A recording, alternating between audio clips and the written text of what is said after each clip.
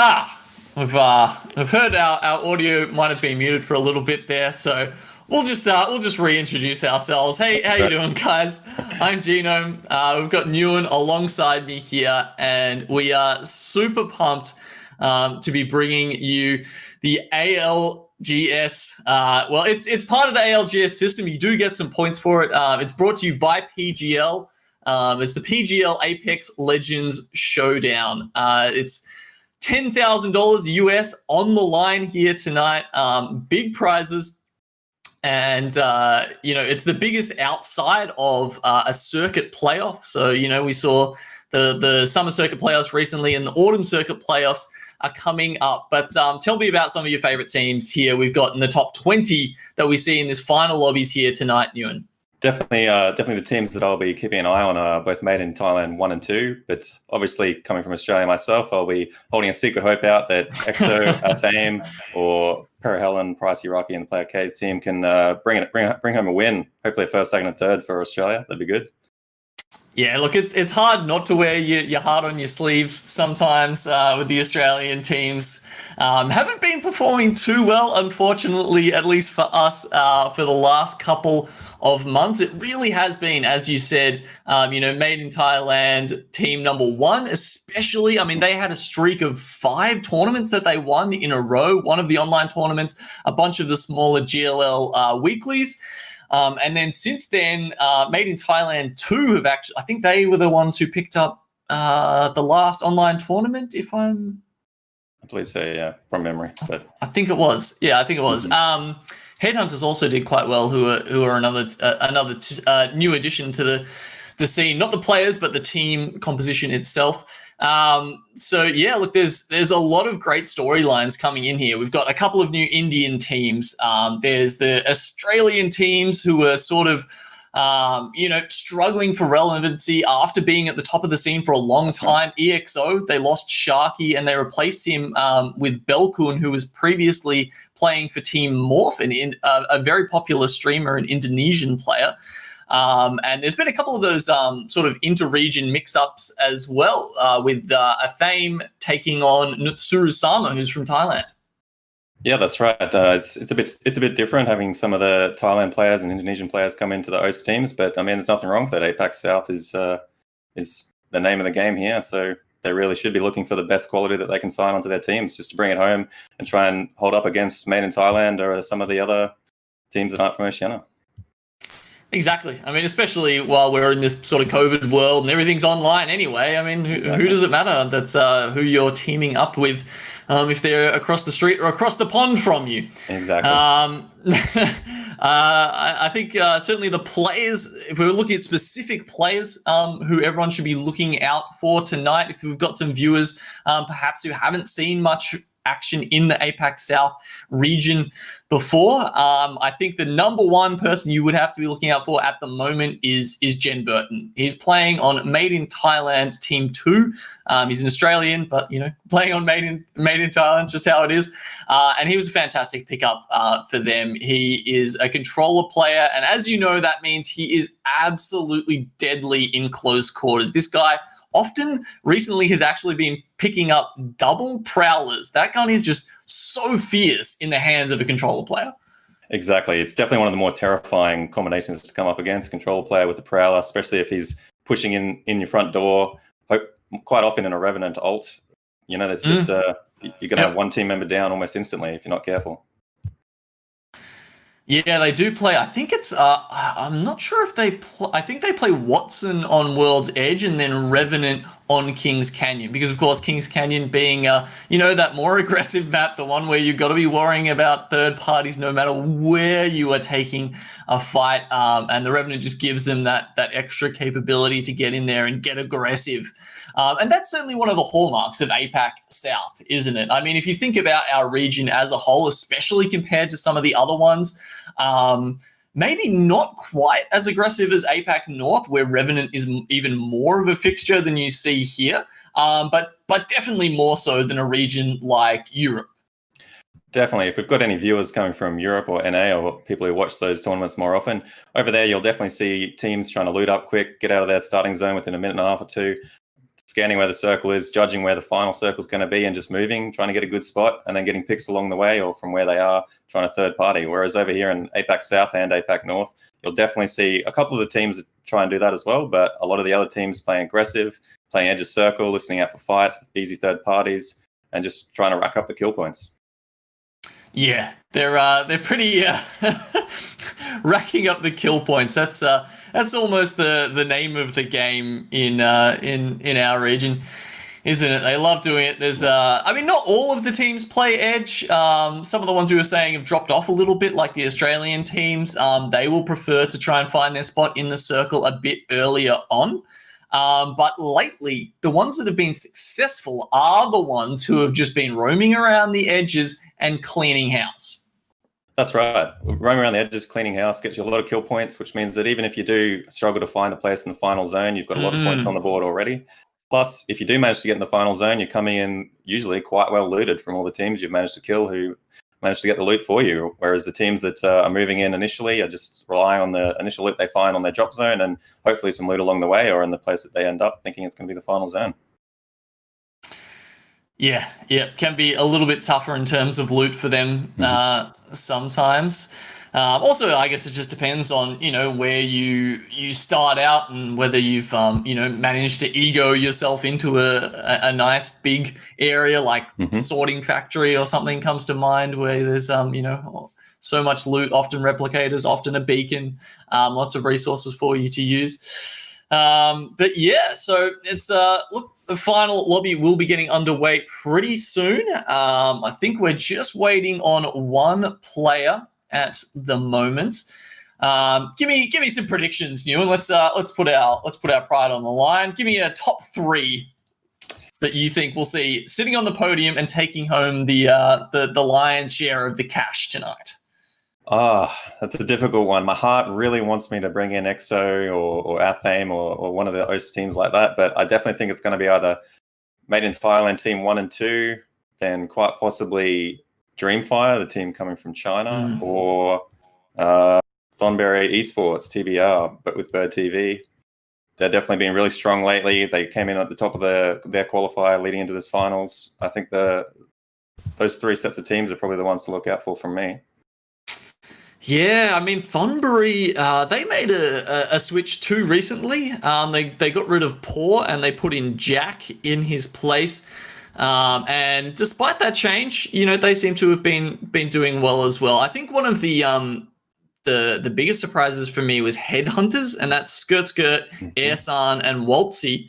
I think at least 2 of them are controller players, Waltzy and Skirt. Not sure about Airsan, but I mean, they had a really, really strong performance in the online tournament number 2 on the weekend.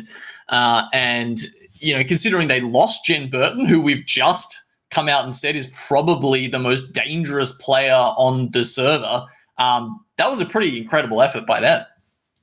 That's correct, yeah. They've brought in Airsan, who's definitely been performing well, but definitely Skirt and Waltzy are very, very strong players. Very well known in their respective console worlds, so it's definitely going to be possibly them coming in as well, as long as they play aggressive and manage to keep up with the more well-known teams on this APAC South region.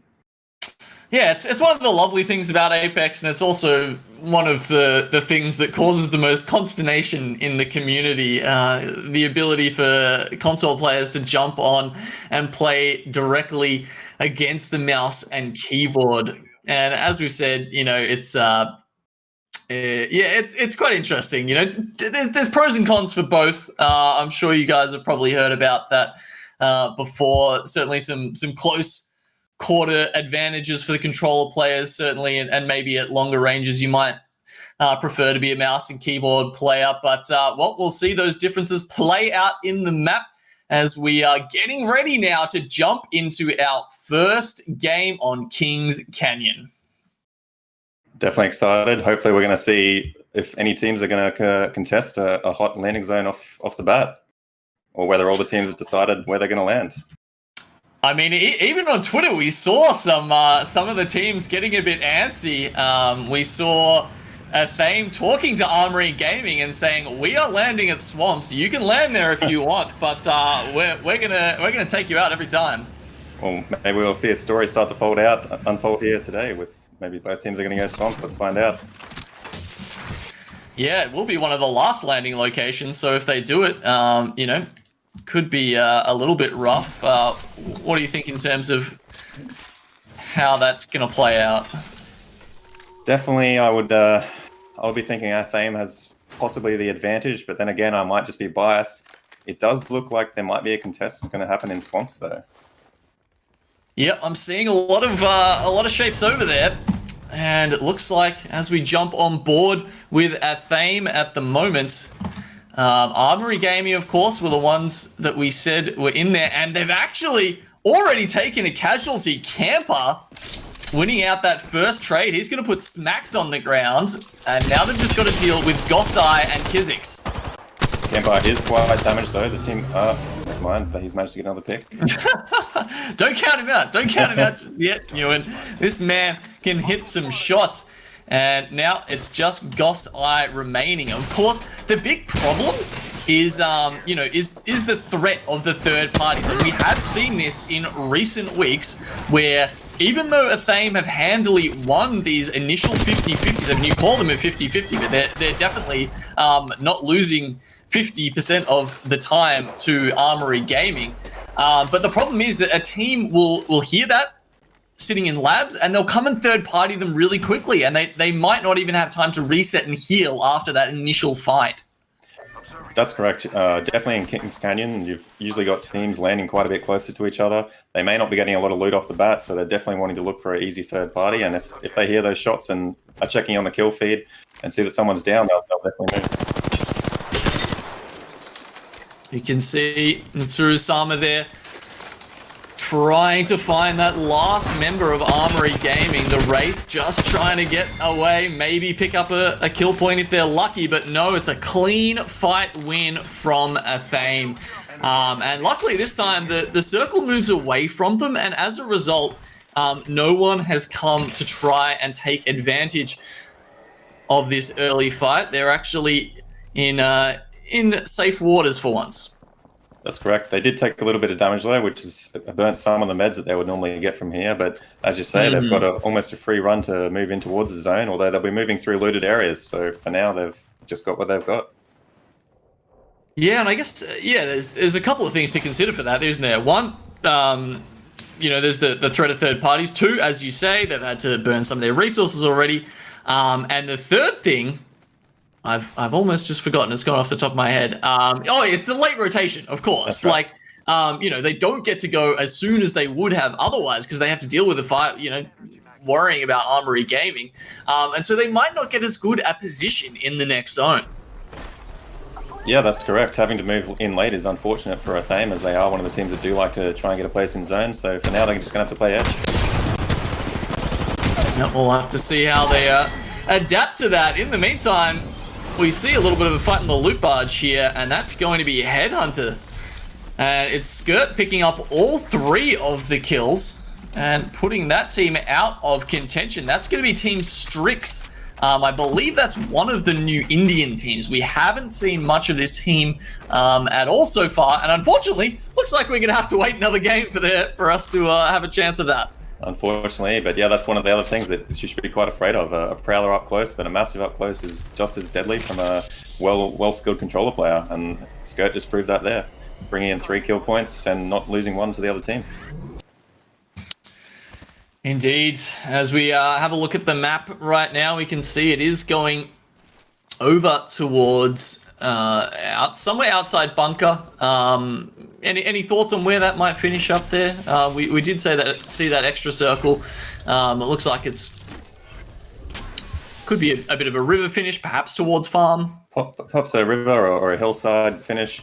Sometimes you'll see these hard pulls south, and then the team that's currently holding the respawn beacon in the center there usually will have a dangerous time with possibly teams pushing in each side.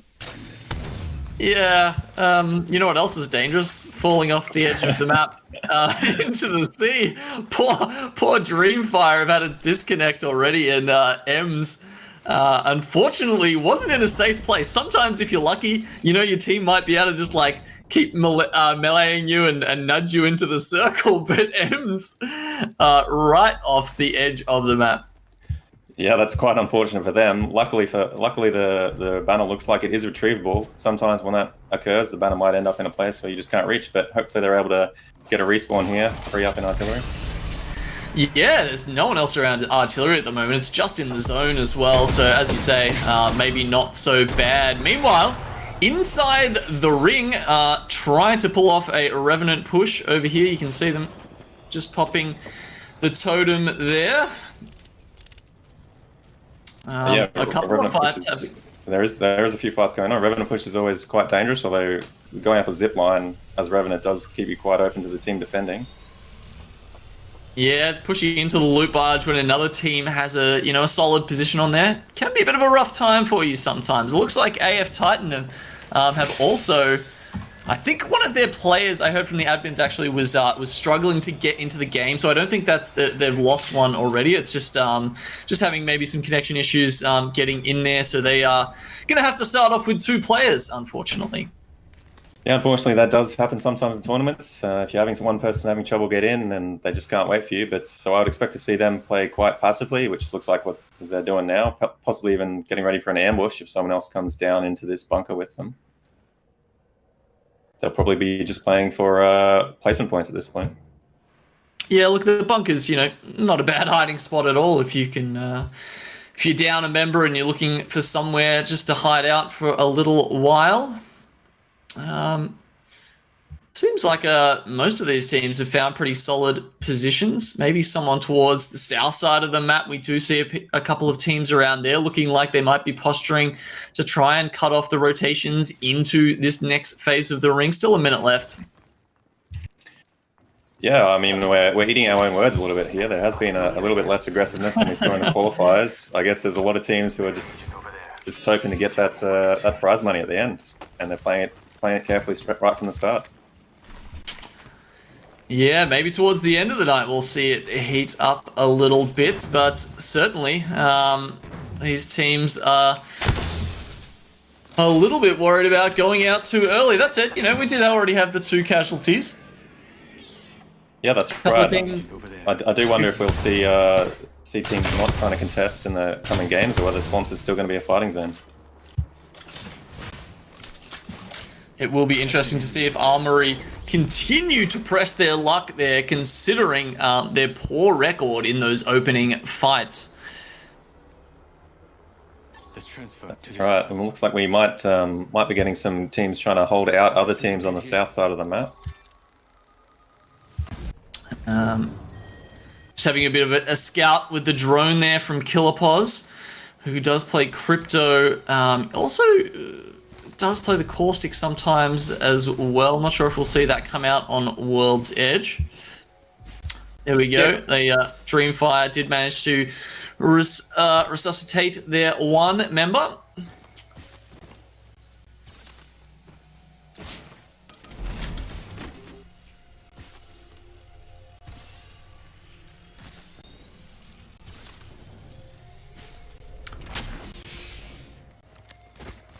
Having a look, trying to find some teams that's in close proximity to each other at the moment.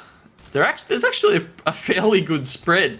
The ring is pulling closer and closer to that western side.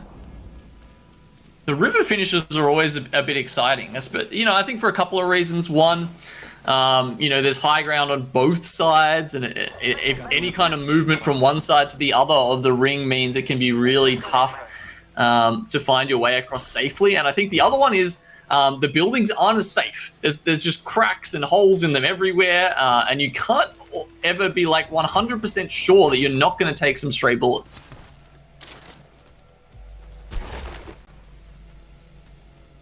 Maybe something good this way.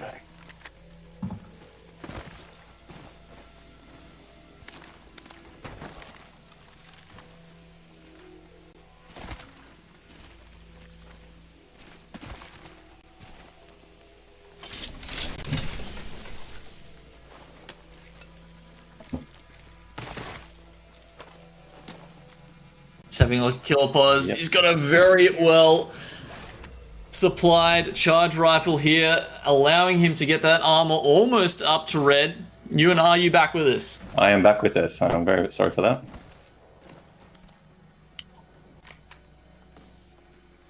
EMP ready to go for Killer Pause. Couple of teams up towards this choke point here.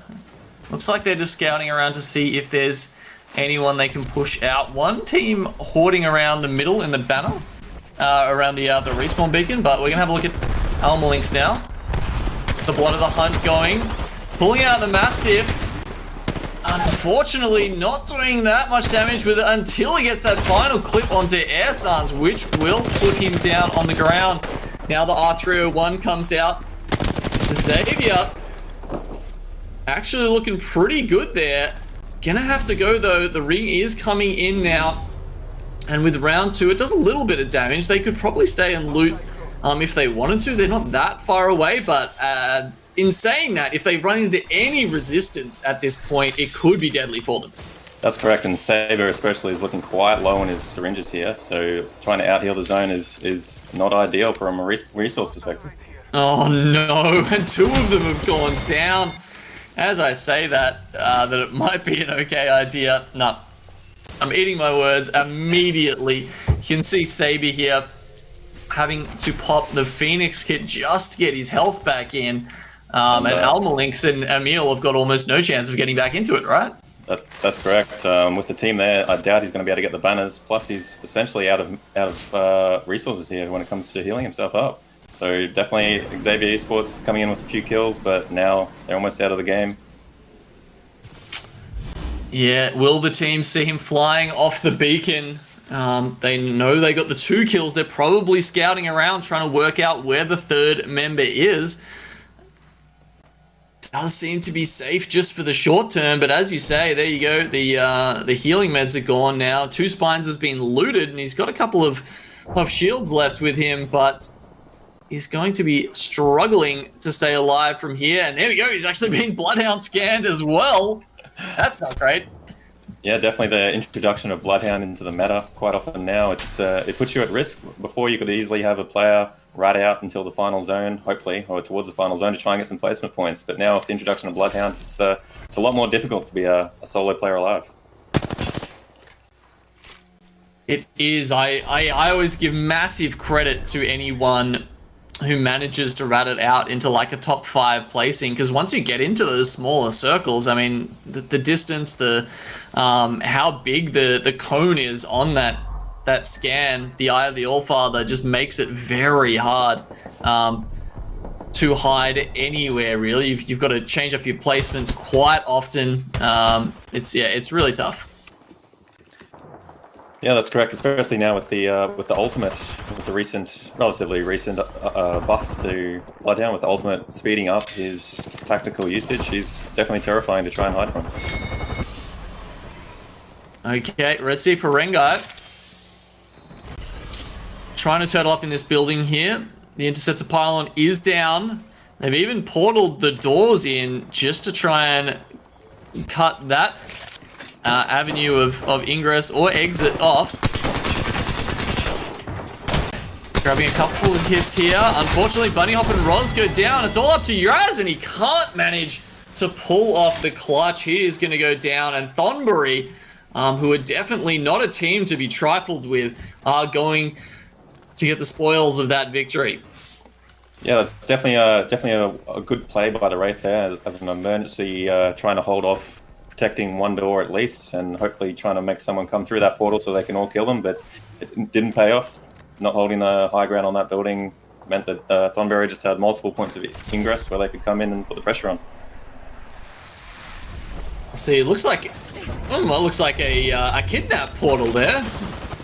EXO might have been trying something a little bit fancy, but at the moment, there are a lot of teams in this choke. There are about 4, maybe even 5 teams all around EXO right now. Zero going down, cannot get up to the high ground where MT and Belkin are holding. Interestingly, Belkin on the Revenant there, I feel like he was mainly playing... They have... EXO typically have played a lot of Watson. That sort of tried and true comp. That's right. They historically always played the original meta almost, but it looks like with the loss of Sharky and maybe trying to adjust to a changed Apex Legends, they're bringing in the Revenant. But yeah, as mentioned earlier, that when the zone ends in this sort of choke point here, you've got teams coming in from every angle, and if you're trying to hold the middle, you're at a bit of risk, which is where EXO is now. Yeah, talking about being at risk, a theme there on the north side, they were struggling to get anywhere near this next circle, which is pulled very far down to the south. Link's also in a little bit of trouble. Lala Bang doesn't look like he's going to go for the clutch there, actually opting to pull out and just hide it out. He's got the Mastiff in hand, and I've got to say, if he's alive with the Mastiff, Link's always have a chance in my mind. Definitely. Lala Bang is quite strong with the Mastiff, and I think the decision here has been made that they've already got a couple of kill points on the board. But all of the Lynx members somehow actually managed to crawl out of that house and were crawling all the way down back to him. Might actually be able to get the revives off. That would be incredible, and probably only happening because, as you can see, it is just chaos around where the river is here at the moment. Jen Burton obviously doing quite a bit of damage. As usual, you can see he's got 3 kills to his name already, but in a bit of trouble. Templex is down, and Gembird's having to pop the Phoenix. He will find the 10 seconds to get that off, and it looks like he might even be able to grab Templex as well, considering how many players are around them. That's a good effort. Yeah, that's definitely huge. In their location where they are right now, they definitely want all three players up, because they are going to have some people coming up out of the river. Lynx, if they manage to get all their players up, although it does look like they're in a bit of combat at the moment. Okay, round 4 is coming to an end, and unfortunately it's pushed a lot of people out of the game. We are now down to 8 squads. The ones of note left in really are Made in Thailand, both Team 1 and Team 2. EXO, if they can stabilize here, may be okay. We can see that they did actually manage to get the banner and pull Zero back in, and now it's all up to him. His teammates saved him once. Can he save them? Belkun and MT both down right now, just looking for a quick shield swap here. Someone's on the high ground, actually going to try and find a little bit of utility, potentially push them off with that arc star, but no, it doesn't find the mark. They find a little way to hide from that. As he gets up onto high ground, he's now got a knockdown shield to use. Forces the Gibby off. Could have potentially gone for a res there, but decides instead to try and finish the fight. Still a little bit of time on both MT and Belkun. If he is to get to revive them, and there you go. Twizzy there, he actually finished off MT. Rather than trying to win the fight, it basically looked like he just gave up and went for a kill point. I think he also tried to go for an armor swap, but that's huge for EXO. They're now the only team on the right side of that circle, and every other team has to try and force their way in from the southwest side. Yeah, they've got a perfect position, but unfortunately they are a man down. 5 kill points for Zero so far. He's doing fantastically, so this is a good start for EXO. The big threat to them, though, is going to be Made in Thailand Team 1, who are now have 3 members alive, and they are going to be the only team with that pulling into this next circle, I believe, save some sort of mobile respawn beacon shenanigans. Having 3 players is huge, but this is a very rough pull in for them, and they've got to run straight through mid team 2. Yeah, you can see them pushing up here. They're the circle doing so much damage, and they just barely manage to find a little bit of cover under this tree stump here. Killerpaws actually does manage to crawl his way out of the circle, I believe, but not before Jen Burton will come in and finish all of them off. So, look, you said it, mate. 3 people something, but having position can be more important. Jen Burton now and Templex, they've got a little bit of work to do. They're going to be going uphill. It's a 2v2 right now. Zero and Belkun versus Jen Burton and Templex. this is going to be very close. If I was EXO, I'd be wanting to try and keep Jen Burton at range here, because up close with those prowlers, he's going to be deadly in these final zones. Okay. There is the call. Get the damage done. Get it in early before they close in with this fight. Jen Burton only about 14 away from getting that red Evo shield. And there it is. Will he have time to heal up? Probably not. A 2v2 is surely going to be too fast for that. And it's Templex pulling out the Mastiff with a Digi threat for the win. That was very impressive from Made in Thailand team 2 there, coming up the hill against EXO, who I had a hope there. I was really praying that they would pull that in, but definitely they got pushed out. Yeah, it was that was an incredible effort by them. I mean, as you said, EXO, fantastic positioning, but unfortunately just not able to, surely I would have thought they had not exactly like a head glitch, but you know, when you have high ground, you've got the ability to start ducking behind and really choose how the engagement goes for you. But unfortunately, not able to clutch it out. That's correct. They did try and go for a portal play into the zone, also on a high ground place, but fortunately for Made in Thailand Team 2, they did have a few grenades remaining, a few resources, and they were able to grenade that end portal and push EXO back to the side, which meant EXO did not have an angle of Myth Team 2 trying to come up the hill. So they were able to wrap around, and I guess they pulled it off even from the low ground. Excellent effort by then. Well, we'll be tallying up the scores and be back to share those with you very soon, guys. Don't go anywhere. This is the PGL Apex Legends Showdown. And tonight, we will be crowning a winner. See you guys very soon.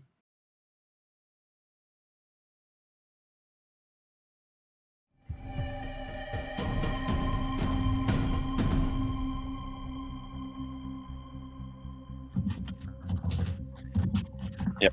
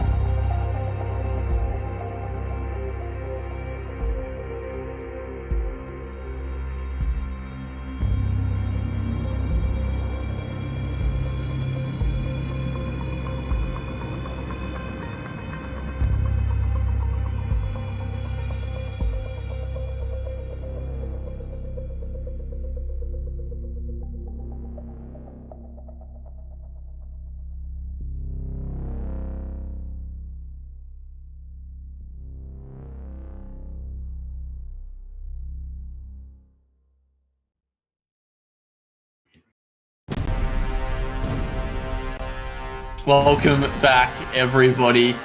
An exciting finish to game one there. Surprisingly, you don't see, I feel, very often less members of a team taking out the dub. So the fact that we had a 2v2 there at the end is a little bit different.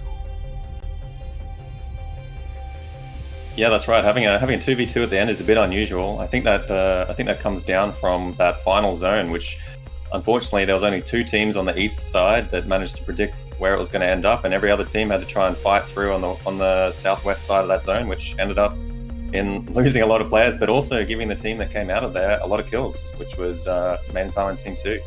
Yeah, the blood really was flowing downhill in game one. Now, after that, we do have the points here, and it's going to be Made in Thailand Team 2, obviously coming out with the win, but they also came out with a hefty 10 kills, and they're going to be sitting on 22 points at the moment. Following them was, of course, the second place team, EXO, on 15, and then followed again by Made in Thailand Team 1 on 13 points. We don't have the graphic to show you just yet. Hopefully we'll get that up in time for next game, guys. You can always, of course, jump across to Wikipedia for the official standings over on Battlefy. Hopefully we can get a link in the chat for you there and get that across. But yeah, it's a very exciting start for tonight, and 22 points is a very hefty amount to come out with, especially when I think in the context of Made in Thailand 2, they often will have very high kill games, but they're not necessarily always the ones taking out the win. They don't necessarily always stock up on the placement points as well. So the fact that they've got both coming out to start with says they are in prime position to be taking home that first place prize. That's correct. Coming in with high kill points and a good placement at the start is definitely good. You don't want to be one of the teams that did get a lot of kills, such as Lynx or too much assists, but didn't manage to get into that top 5 where you start to get a decent number of placement points. So those teams we might see being a bit more aggressive as the games go on to try and claw their way back up, whereas I'd be interested to see if Made in Thailand Team 2 plays just as aggressive as normal, or maybe starts to try and consolidate their lead by also getting placement points. Yeah, and I mean, yeah, they're definitely quite far ahead of the pack, those three at the moment. I personally don't think we're going to see them slow down. That's just, it's not in their nature, is it?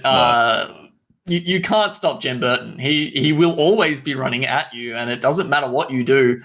You can EMP him. You could, I don't know, throw a jump pad that makes him fly backwards. Like, he's still coming for you. That's right. He's still coming for you. Jen Burton with the Prowler is a deadly combo, and definitely teams will be looking at trying to keep him at a distance if they recognize that it's Jen Burton's team coming at them. I would be. Yep. It'll be interesting to see if we see any of those scuffles upon drop again. As we said, Athane called it out before this. They told Armory Gaming very directly that this was the imminent death coming their way if they were to drop in swamps, and they were absolutely right. But unfortunately, it's just, they can't do anything about it. Like I think we watched a couple of the fights last night, and I think we've seen them in some other tournaments recently as well, when both of those teams have been in the same lobby. And that was one of the quickest games I think I've seen Athane finish them off. Like they got right to business and were like, okay, we can't just sit around like playing hide and seek with these guys. We have to go in and eliminate them early. And they did that. And even then, we saw how much of an impact that had on their rotations and them just struggling to get position in the circle throughout that game. That's correct. They'll definitely be wanting to wipe out, and I assume that's what they've been planning, whether if they were going to see Armory Gaming contest them, that they need to try and kill them within the first couple of minutes so that the teams landing at labs don't have time to loot up and push over in third party. Yeah, interesting that the team at Labs there didn't decide to get a piece of that action this time. Maybe that'll happen in later games if they feel like they need the kill points. I wouldn't be surprised if we start seeing that, especially if the initial fight starts to drag on, or if they're checking the kill feed and see that there's a couple of knocks both sides. Because in that game we did have Athane not have any member go down, which usually if you're looking for a third party, you'll generally try and hope for a knock, a trade, where there's at least one member down on both sides to ensure almost your third party is successful. Yeah, and I'd be interested to find out who is landing labs at the moment. It could potentially be one of the new Indian teams, because looking at my notes, it's usually Full Sense, previously Divo Esports, who have been landing at labs. The kind of top 20 team who have laid claim to that POI. So the fact that they are not in our finals lobby tonight suggests to me that it might be one of the newer teams that have claimed that location. And I mean, hell, if you were Armory Gaming, why not go contest them? Like, why would you contest a Fame who, despite playing conservatively, are still one of the the most deadly squads to go head to head with in these lobbies? That's correct. It is a bit unusual. Although if I was Armory Gaming, I probably wouldn't want to try and contest labs. You do have the team at Capacitor that is always very close, and if they hear fighting going on in labs, I would expect them to push in almost immediately to try and clean that up quickly and get 5 or 6 possibly kill points. Right. Whereas I suppose at least at Swamps you've always got the water to the back of you, and you don't have to worry about anyone coming in from there. The team to your north, I suppose, at Rig is actually pretty far away. And then south, you've got, I don't know if someone was landing at Hydro Dam. You don't always have someone landing there. Like, there'll usually be someone Map Room and Repulsor, but Hydro Dam sometimes is just, people will just loot that on the way through. That's right. That is one of the things that Armory Gaming could attempt to do, is land split with maybe one member, their Wraith, down in Swamps just on the edge of Hydro Dam, and 2 members in Hydro Dam itself, and then just have the Wraith run straight back up to the high ground, and then quite possibly they could grief a Fame slightly by stealing some of their loot and then maintaining the high ground to prevent them from getting revenge. Yeah, and stopping the rotation. I guess you've got the balloon down there to help you out either way. Just having a quick look at the lobby, it does look like who's that team who was unfortunately missing a member last game? Inside the Ring, AF Titan. It does look like they've got them back. We're just waiting on one of the members of IG, Invictus Gaming, at the moment. Looks like it's Yas, who hasn't made it into the lobby just yet. I do believe we'll be going back to Kings Canyon. Usually we play the maps in sort of groups and go 3 by 3. Double check our spreadsheets. I think we're going to move into World's Edge this game. They're rotating. It's different format. We're swapping between. It's going to go KC World's Edge, KC World's Edge, KC World's Edge tonight. Okay, so something a little bit different. Definitely more interesting for us. And it does mean that you don't have teams who are more powerful on one map or the other getting a huge lead at the start, which can influence the play style of the other teams. Yep. Yeah, it is. That's a good point. And we haven't seen that in any of the competitions we've sort of played so far. So good to see a little bit of innovation in the scene. The map has started out. The players are picking their characters as we speak, and we'll see if some of those changes come through. As we noted, there are quite a few teams in APAC South who will change, switching from one map to the other, taking out the Revenants, putting in the Watsons, that kind of thing. What do you expect to see more of here on World's Edge? It's difficult, really. I would expect to see still a few Revenant teams coming in. Obviously, the Revenant push is very threatening and can be quite hard to hold off, and it does almost give you a safe third party if you're a little bit worried about overly committing. But definitely, I'd be hoping to see a few more Pathfinders come in. Maybe a push back to Gibraltar's as well. We'll wait and see. Yeah, Gibraltar has been, I guess, one of the legends who's been a little bit of a casualty of the other legends sort of moving up in power, losing space to, Bloodhound sometimes or Revenant as they've come into this more aggressive meta. That's correct. Just having a look at the picks at the moment, there's even a bit of Pathfinder coming back in. I guess we have seen that from Sieg in the past, and AF Titan as well. Even IG picking a Pathfinder. So a couple here and some great diversity. That's correct. And we are having a contest off the bat here. This time it looks like Countdown rather than Swamps on Kings Canyon. Yeah, it does seem to be. That's it's going to be Per Hellion getting taken out immediately, and that'll be Wolfpack Arctic picking up all 3 of the kills on Zaratas. That's correct. And interestingly, they are running a Gibraltar, and looking across, there is a couple of teams who have integrated Gibraltar onto their play style and playlists. So we should see some slightly different play styles on this map compared to Kings Canyon, definitely. Yeah, I mean, a couple of them, definitely no surprises, right? Saiyajin God, Camper, very well known for their Gibraltar play. I think we see smacks on it pretty often as well. That said, we've got another team already going into Countdown, and as you can see, that's Dreamfire. They drop at Trainia. They heard the commotion over in Countdown, and they're trying to see if they can get anything off that, pushing towards the Wolfpack team, who are on their way to trials now at the moment. We've got the map here, just having a look at that.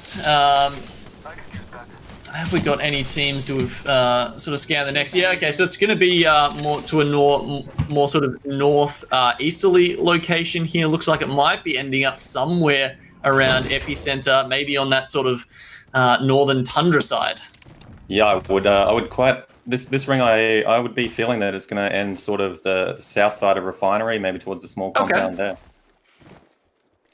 Yep. I think we saw one of those. We definitely saw one of those rings in the first OT here. But that was back when Athame were landing in Epicenter, and they have changed their landing route up since then. That said, they're still on the north side of the map. Now we're having a look down towards the south, however, in Lava City with AF Titan. We see Dimon running into a devotion, but luckily a single bullet from the Mastiff will be enough. Lava City, I would expect to see a few fights there early game as well. If there's a team landing at Dome or Geyser, they will definitely look to push to get some early kill points, especially if they're unfortunately landing at Geyser and then not getting a scan point.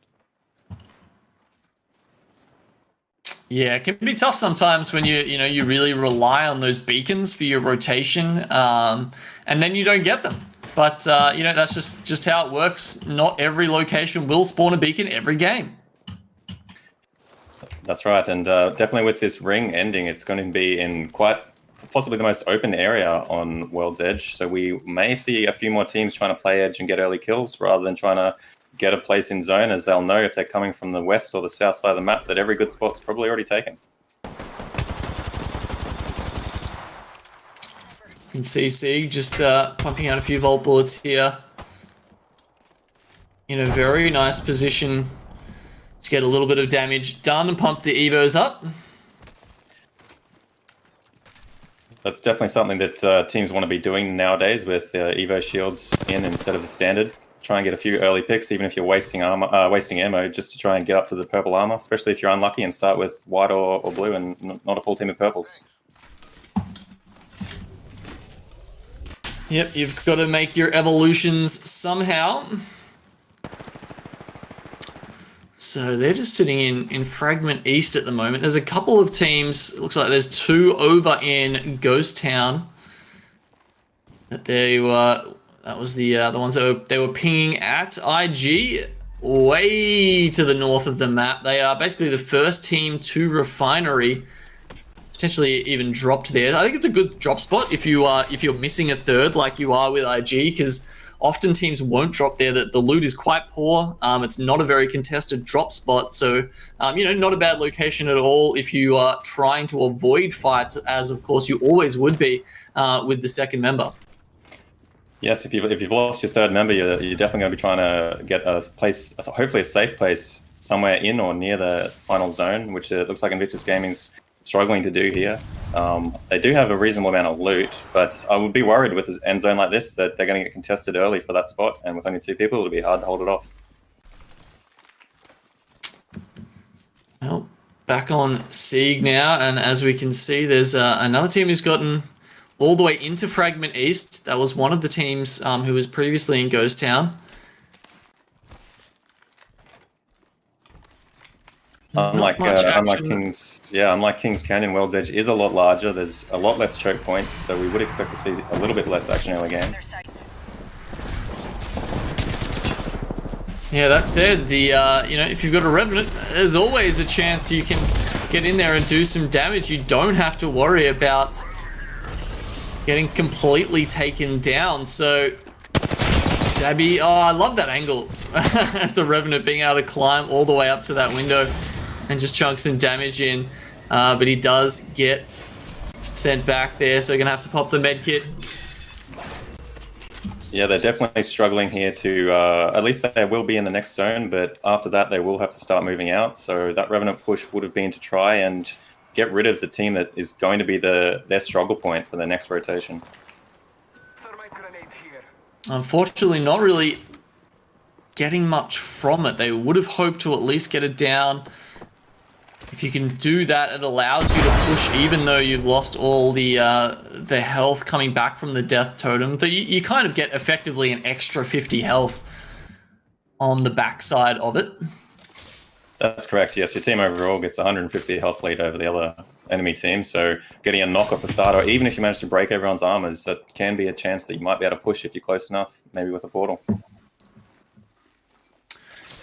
Now switching over to the other side of the Lava River, you can see a theme.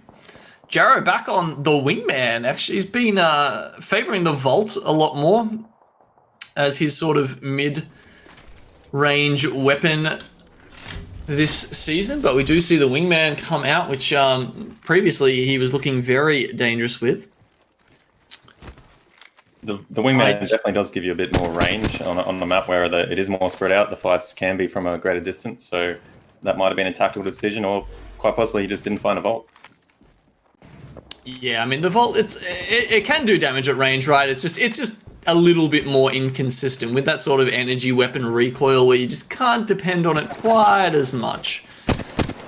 IG have found a dancing partner over here at Refinery, and they seem to be locked in. With the amount of teams up here at Refinery, actually, it does make you think that the ring is going to be pulling up there. Meanwhile, on the southern side of the map, there are about 3, maybe 4 teams over here in Geyser, and we can see Waltzy, who, he's got his scan at the moment, but perhaps the last time he used it, he might have come across a high number of targets found, and as a result is not all that keen to grab the revives on his teammate here, too worried for his own safety and just trying to push ahead and maybe, take those easy placement points. As you can see, TMA is the one chasing him right now. It actually looks like they're about to be pinched between 2 teams, and that's what's happened.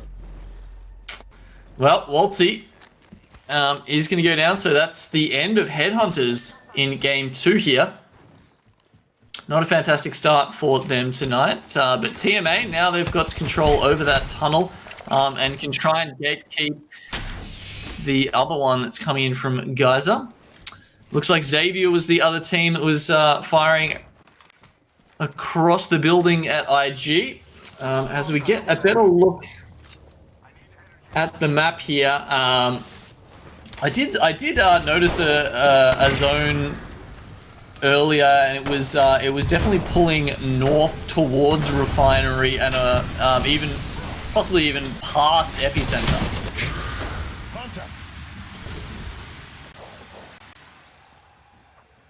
Yeah, that's correct. The next zone does look like it's going to be pushing to the far northeast side of the map still, with it holding up against the edge of the zone on the northeast side.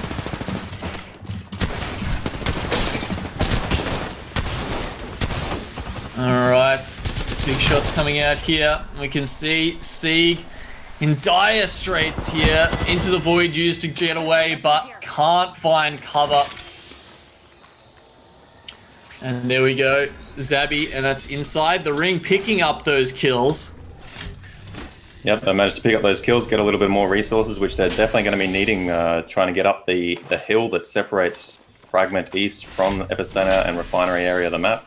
If there's any teams that are going to be trying to hold them out, our team inside the ring here is going to be wanting to be prepared, try and get a Wraith portal up past it, hopefully, and if not, then just try and out-resource them and maybe even spend some time in the ring. And I can assure you, Nguyen, there are teams trying to keep them from getting back in there. There's a good, I know down here in Melbourne, we've got the Ring of Steel where, we're not allowed to go into the regional part of our state at the moment. And I feel like those guys are about to run into the Ring of Steel around Epicenter, where there's a whole section of teams up on that high ground just waiting for them. Now, Thornbury, a team who lands at Overlook, hasn't had to range far from home just yet. They are over in their sort of native space just there. And at this point, it looks like they haven't, had to run into too much trouble either. Considering they're all still on blue armor, that does suggest they haven't really been fighting much.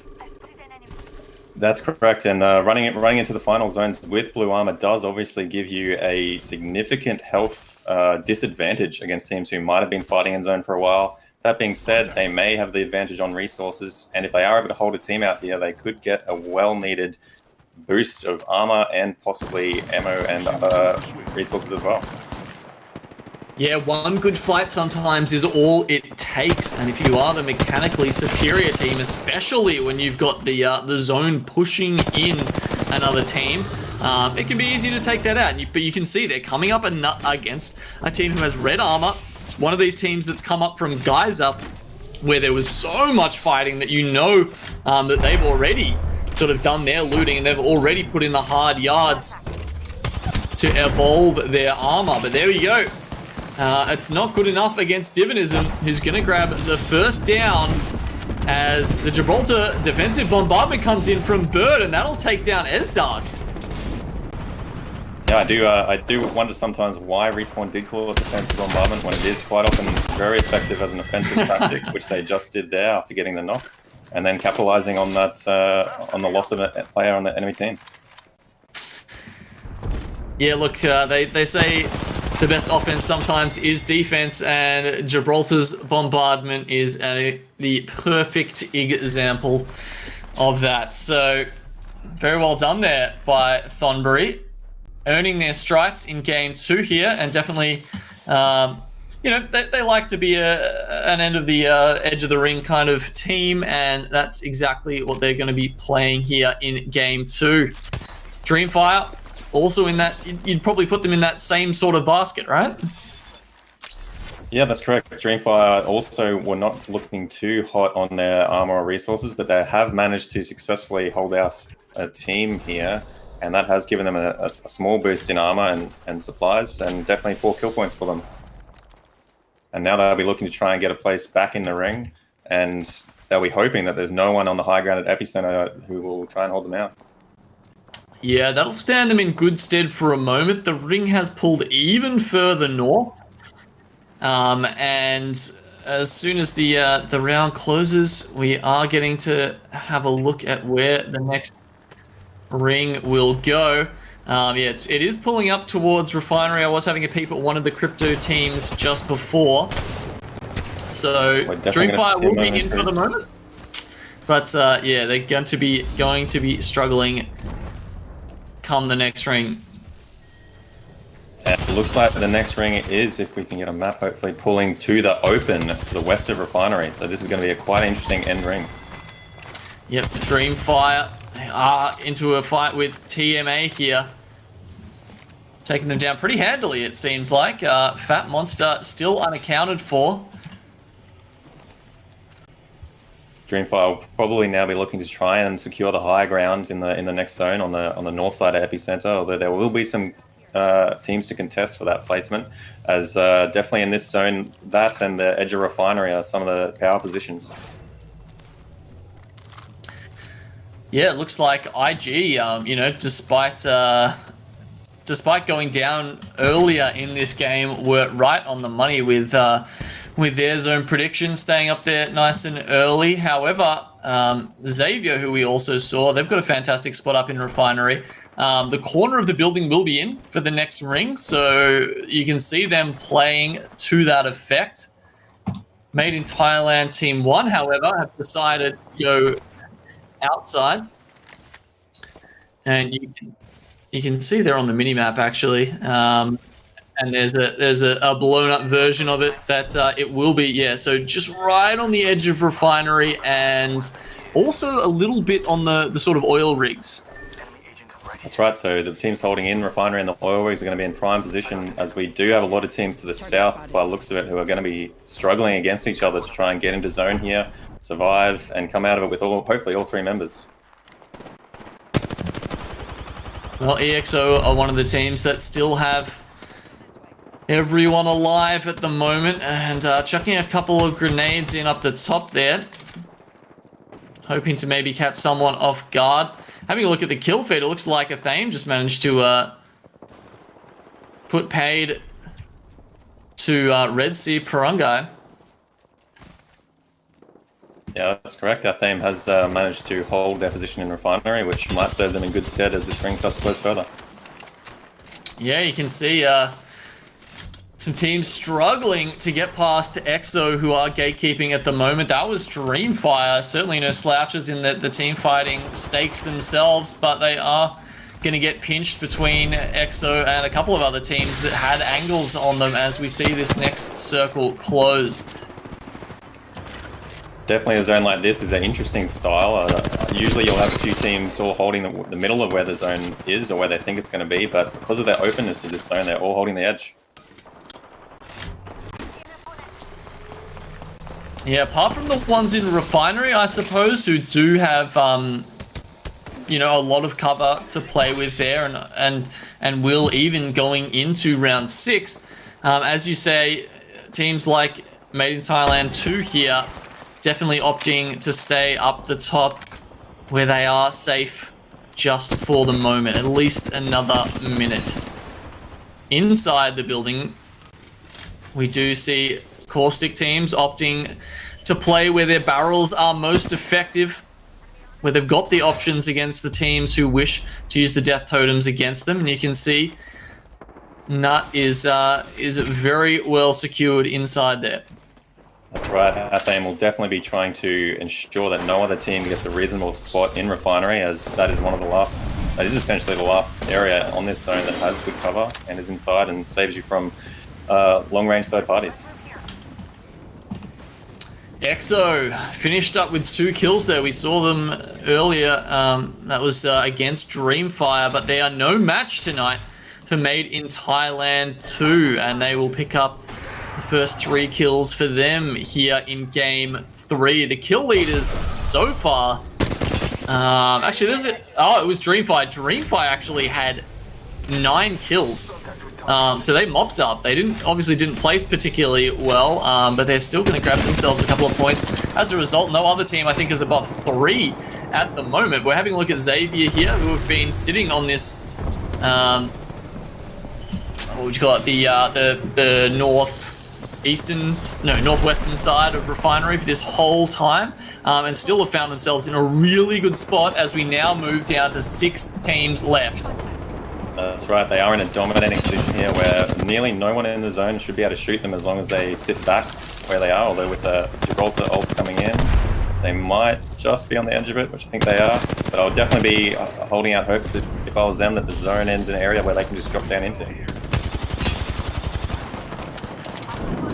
Yep, maybe even keep the caustic gas, keep that grenade until right at the last moment as they jump down, clear space for them underneath if necessary with it.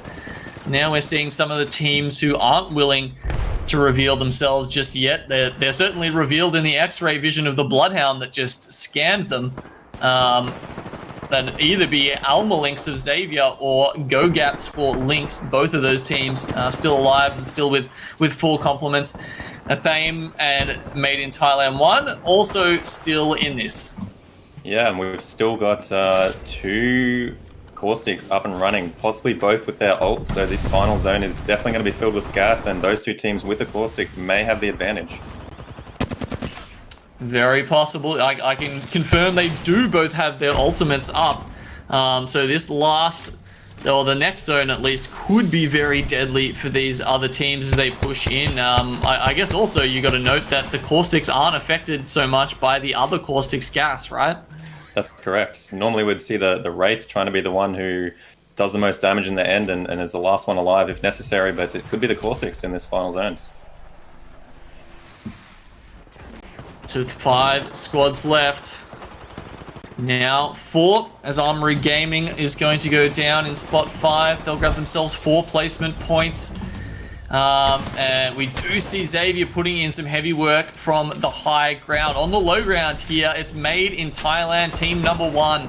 Also lurking around, we have Athame. They are your final 3 squads here. And all of them are looking to take home that 12 points and also the $4,500 first prize should they come out on top tonight. Some big grenades there from Athame are going to do heavy damage to Made in Thailand Team 1, and the sort of teaming up of these other 2 teams is really just not a good time for Made in Thailand Team 1, and they are struggling big time. Dexter, the only one left up now.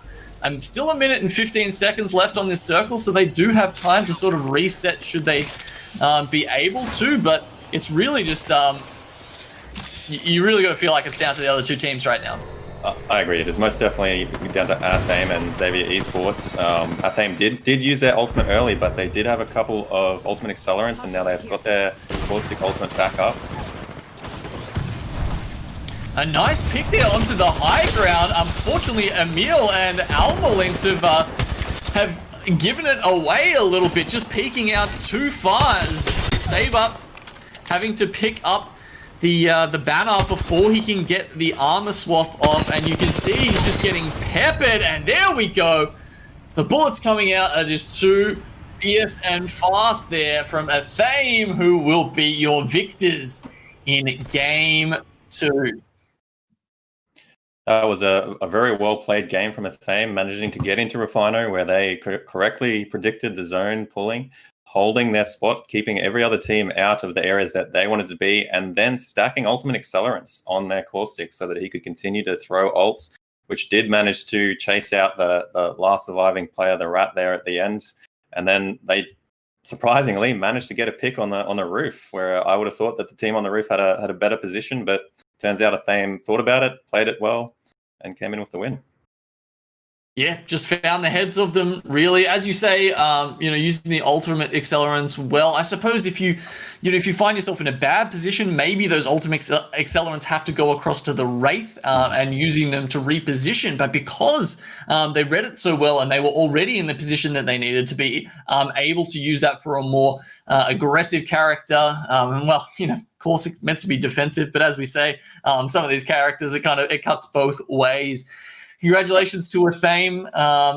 They will be your victors here for match 2, and we'll be back with some updated scores in just a moment, guys. Don't go anywhere. This is the PGL Apex Legends Showdown.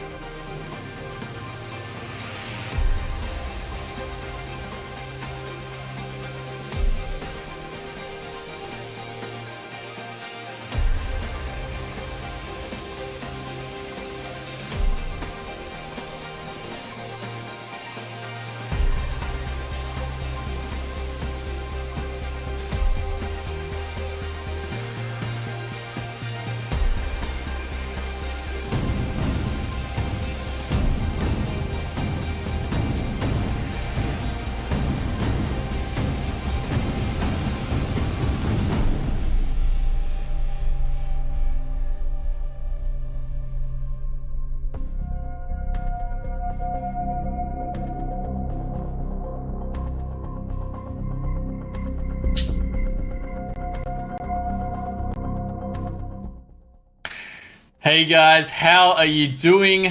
Welcome everybody back to the stream and into our third game here for the PGL Apex Legends Showdown. My name is Genome, and tonight I am joined by Newen on the long shot stream. How you doing, buddy? How you feeling about these games so far? What are you feeling about the level we're seeing out of these teams tonight?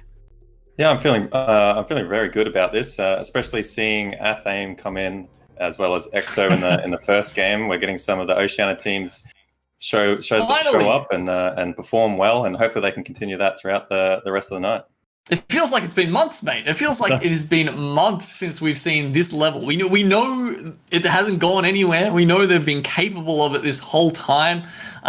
Just, maybe taking a little while to retool with the addition of Natura Sama for Athame and Belkun for EXO.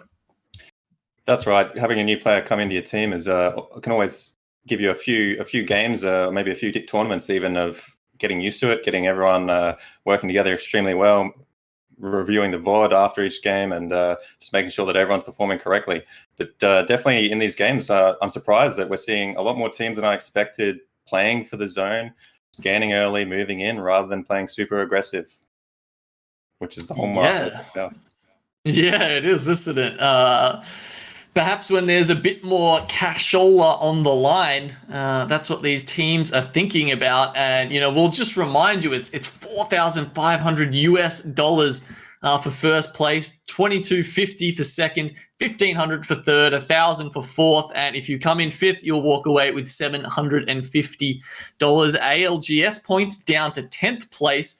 But if you want to be in the cash, you got to be in the top 5 here. So talking about top 5s, let's have a little chat about how the scores are going thus far. Last game, as you said, we saw Athame walk away with the win. Also 8 kills, not as dominating as the first, some of the teams in the first game we had tonight, the first match, but they did walk away with 20 points. Xavier Esports, the team on the high ground who just couldn't cut it towards the end. Second place, 7 kills, 16 points.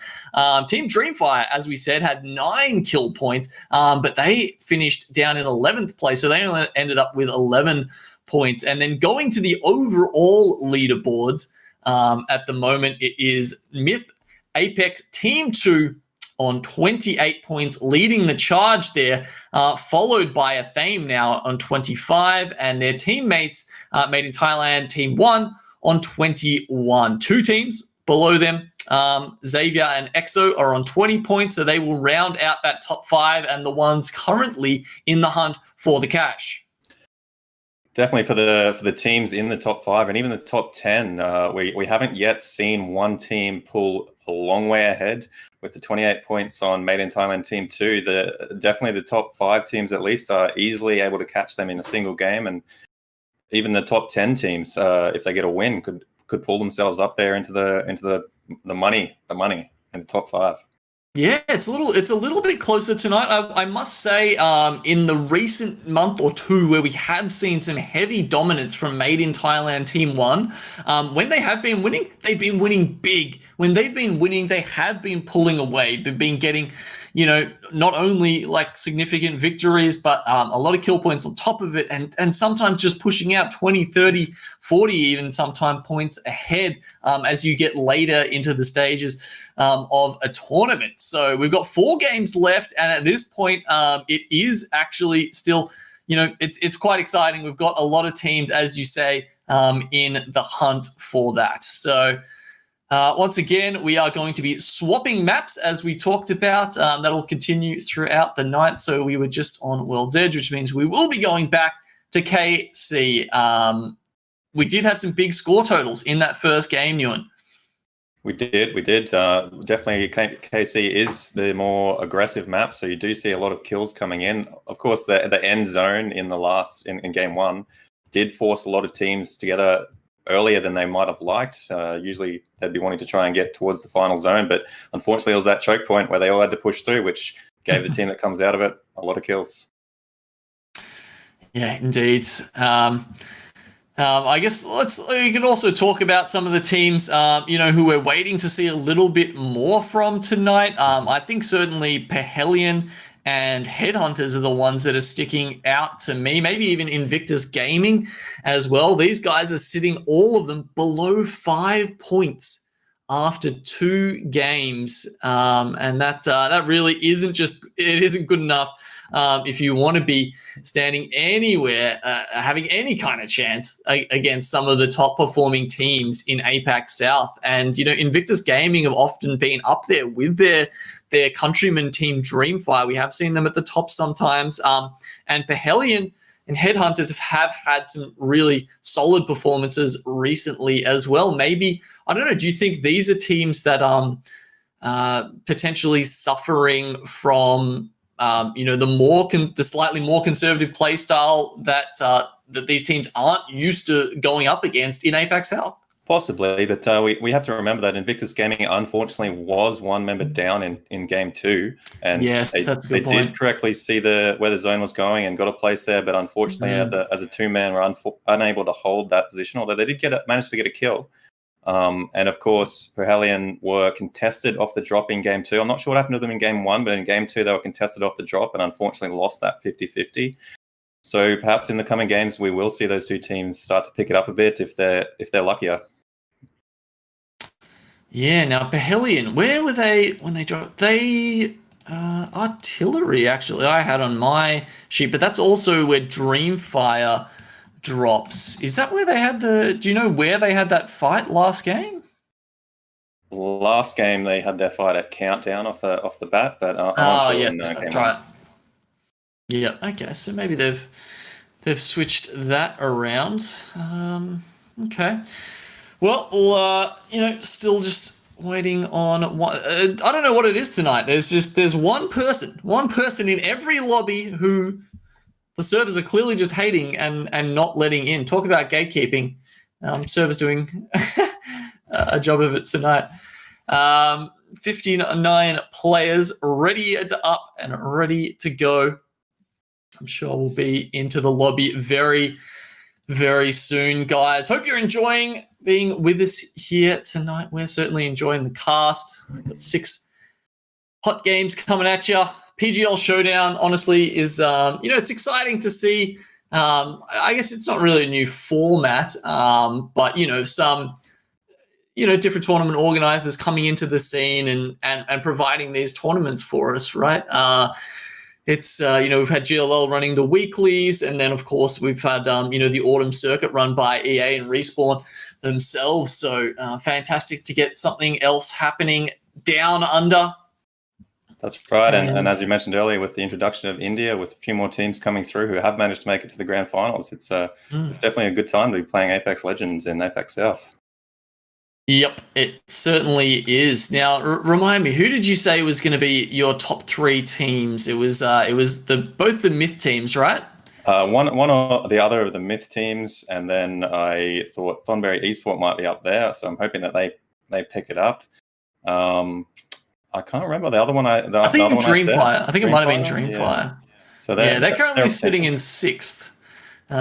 So almost. I mean, yeah. Look, not a bad prediction, and certainly still some time. However, it is the Australian teams that have really been throwing off those predictions tonight, doing pretty well. Athame and EXO having a good run of it so far. All right, the lobby has started. We will be getting into that game very shortly, guys. Game 3 of the PGL Apex Legends Showdown coming up.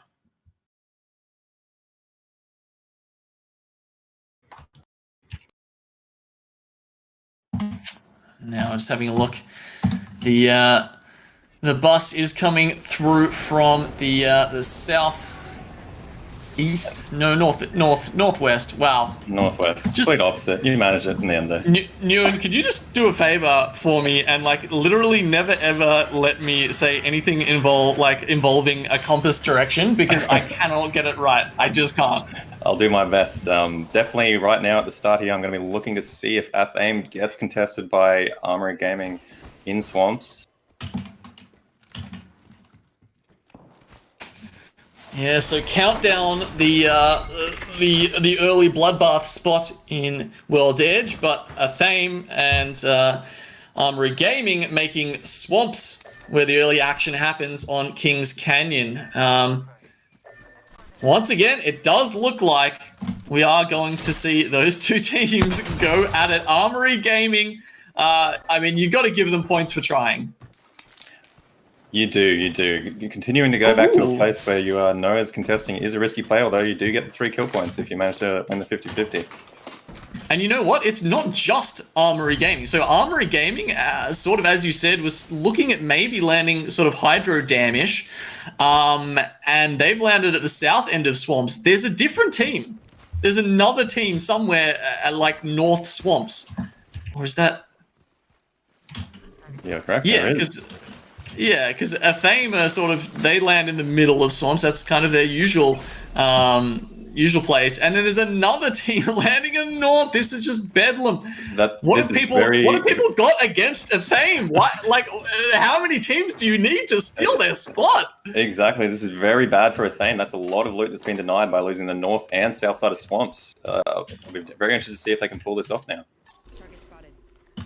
My God, the griefing is just coming to new levels here. And you can see Armory Gaming have gone up to the big house sort of in between Hydro and Repulsor and Swamps in that sort of nexus. And they're just chucking down some bullets over at Athame here, who we see running through these houses and being like, yeah, where's our loot? As you said, like, it's not here. I want it. We deserve it. We just won the last game. Can the other teams give us some respect, damn it? Armory Gaming put themselves in a very good position, although they are at risk of another team coming in from Hydro Dam or Repulsor, whereas Athame is stuck in the middle between a north and south team. Yeah, and you can see all of these teams crowded around them at the moment. It was AF Titan, actually, is that other team to the north of Swamps that Athame is about to run into. And as you see, Tricks there getting the scan off. And you can see that despite being contested, at least the zone is pulling towards them. They've got something going their way. They do, and Athame is gotten a few picks. I am worried that they're going to get pushed from behind as these teams to the south have heard the shots, seen a few knocks, and Athame needs to finish this very quickly. They absolutely do. There's teams on either side of them, and as you saw, like AF Titan, they've already taken one casualty. And Ath are just going to have to pull back inside and probably just play it really safe. I mean, they must have such a small amount of loot. That said, they've got some snipers and they could actually work with this. There's a chance that they can really build their evos up if they don't take too much damage. I think they're going to struggle to keep themselves healthy, but I don't think they're going to struggle to get that damage. Two of them have, there's a charge rifle with like 50 ammo and a triple take I think I saw with a bunch as well. But anyway, we're looking over at Myth 2 now, the team that is currently on the top of our standings. And they are over just running past Capacitor at the moment, making their rotation. They'll be looking to get into a position, but I think they're more likely to be looking to get some kills. It's pretty unusual for a Made in Thailand team not to be hunting down kills. So I'm interested to see now if they hear any fights going on in Swamps as they are coming up to it and decide to push in. Yeah, well, they generally start in containment, so they've moved all the way through Market, Capacitor, and now they, I think you'd have to say they're hunting for kills and looking for this team that's coming in through Rig, and you can see them just, just waiting, lying in wait, and they're hiding around the side of the mountain, and they're very close to finding the team who is about to come around the corner through Rig. It's a very smart idea. They've obviously heard the footsteps of the enemy team and have chosen a high ground position. And if they manage to pull off this ambush, it's going to be devastating for the other team on the low ground, especially with Jen Burton ready to unleash the Vault. Yeah. Well, Armory Gaming are just hiding out. And here we see the high ground position you were describing is going to be so deadly. ZZJ knocked almost immediately. IG just caught completely off guard. So I really like this. Jen Burton will be the first one going down, as is often the case, actually, when you consider, he's the one getting in your face with the Prowler, but they finish them off nice and quickly. And honestly, they've got no worries around them, really. And that was just so well played by Myth. And when you consider their starting place of containment, they have rotated all the way through the circle to predict this team, rotating late from Rig, and finding themselves not only a spot in the circle, but a couple of kill points. That is just some big brain stuff there coming out from their IGL Templex. Big brain stuff, and they've managed to grab some more resources, which is always important, especially if they've been running across the zone for a long time. They would have left their landing zone quite early to get here this fast. So this is definitely good picks and good loot, and now I'm assuming they're going to be listening out for fights in swamps or labs, push and get some more kill points. Yeah, we do see so many teams scattered around Hydro Dam, swamps, labs at the moment, even one over in Cage. Athame, of course, will be bunkering up for the meantime. The other teams, as we can see, know they're there. Oh, it looks like there was potentially a kidnap portal. Obviously they've jumped into midair to try and start it. That's how you want to execute the kidnap portal. For anyone who doesn't know what it is, explain to us how a kidnap portal works. Actually, tell us in just a second, because right now we've got Dreamfire on the offensive, and Kakor, also a very dangerous player in close range. It's going to start doing big damage with the Volt and the Prowler, two guns that will absolutely slap you if you get up and close and personal with them. And this time, it's going to be Techno Frank going down. That's huge for Dreamfire again. They score the kill points. They didn't take too much damage, so they grab a lot more resources as well. They didn't burn things. But going back to your statement, the kidnap portal, these days it's a lot easier, where Wraith, when she is in her tactical, her phase, she can still see where enemies are, whereas previously she couldn't. So the way they do it is they start the portal, usually try and do it up in the air a little bit, and then they will go straight at the enemy team, hit their phase when they get close, their tactical, and try and place the portal just in front of where the enemy is going to run so that it grabs them back and their two teammates are ready to absolutely destroy the player. And if the portal's in the air, they can't get back through it easily. Yeah, and they usually go for the finisher just to make sure that they can't crawl back after they've been knocked. Just to make sure that they can get that death box, right? Just to make sure that the death box isn't going back to the teammates. As we just saw there, the ring pulling towards our... Help me out here. Which side? I'm not even going to say it. This is all up to you. Whenever I say towards, I just want you to like hit me with a compass direction. Towards the north. It looks like it's pulling in this zone anyway. Ending potentially between labs and capacitor, which could put some teams at risk, especially if there's no pathfinders. If it ends on one side or the other of that massive capacitor wall, it can put you in trouble trying to get into the zone.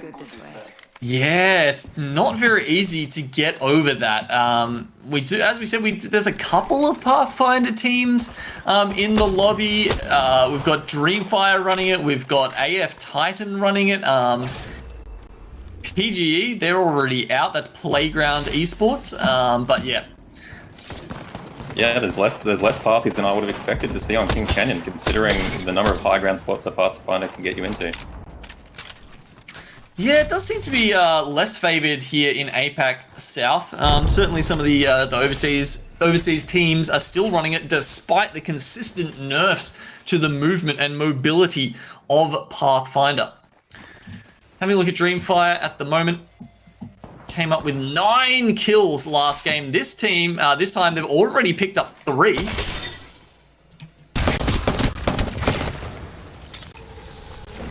And you can see Kakol actually popping the Beast of the Hunt here.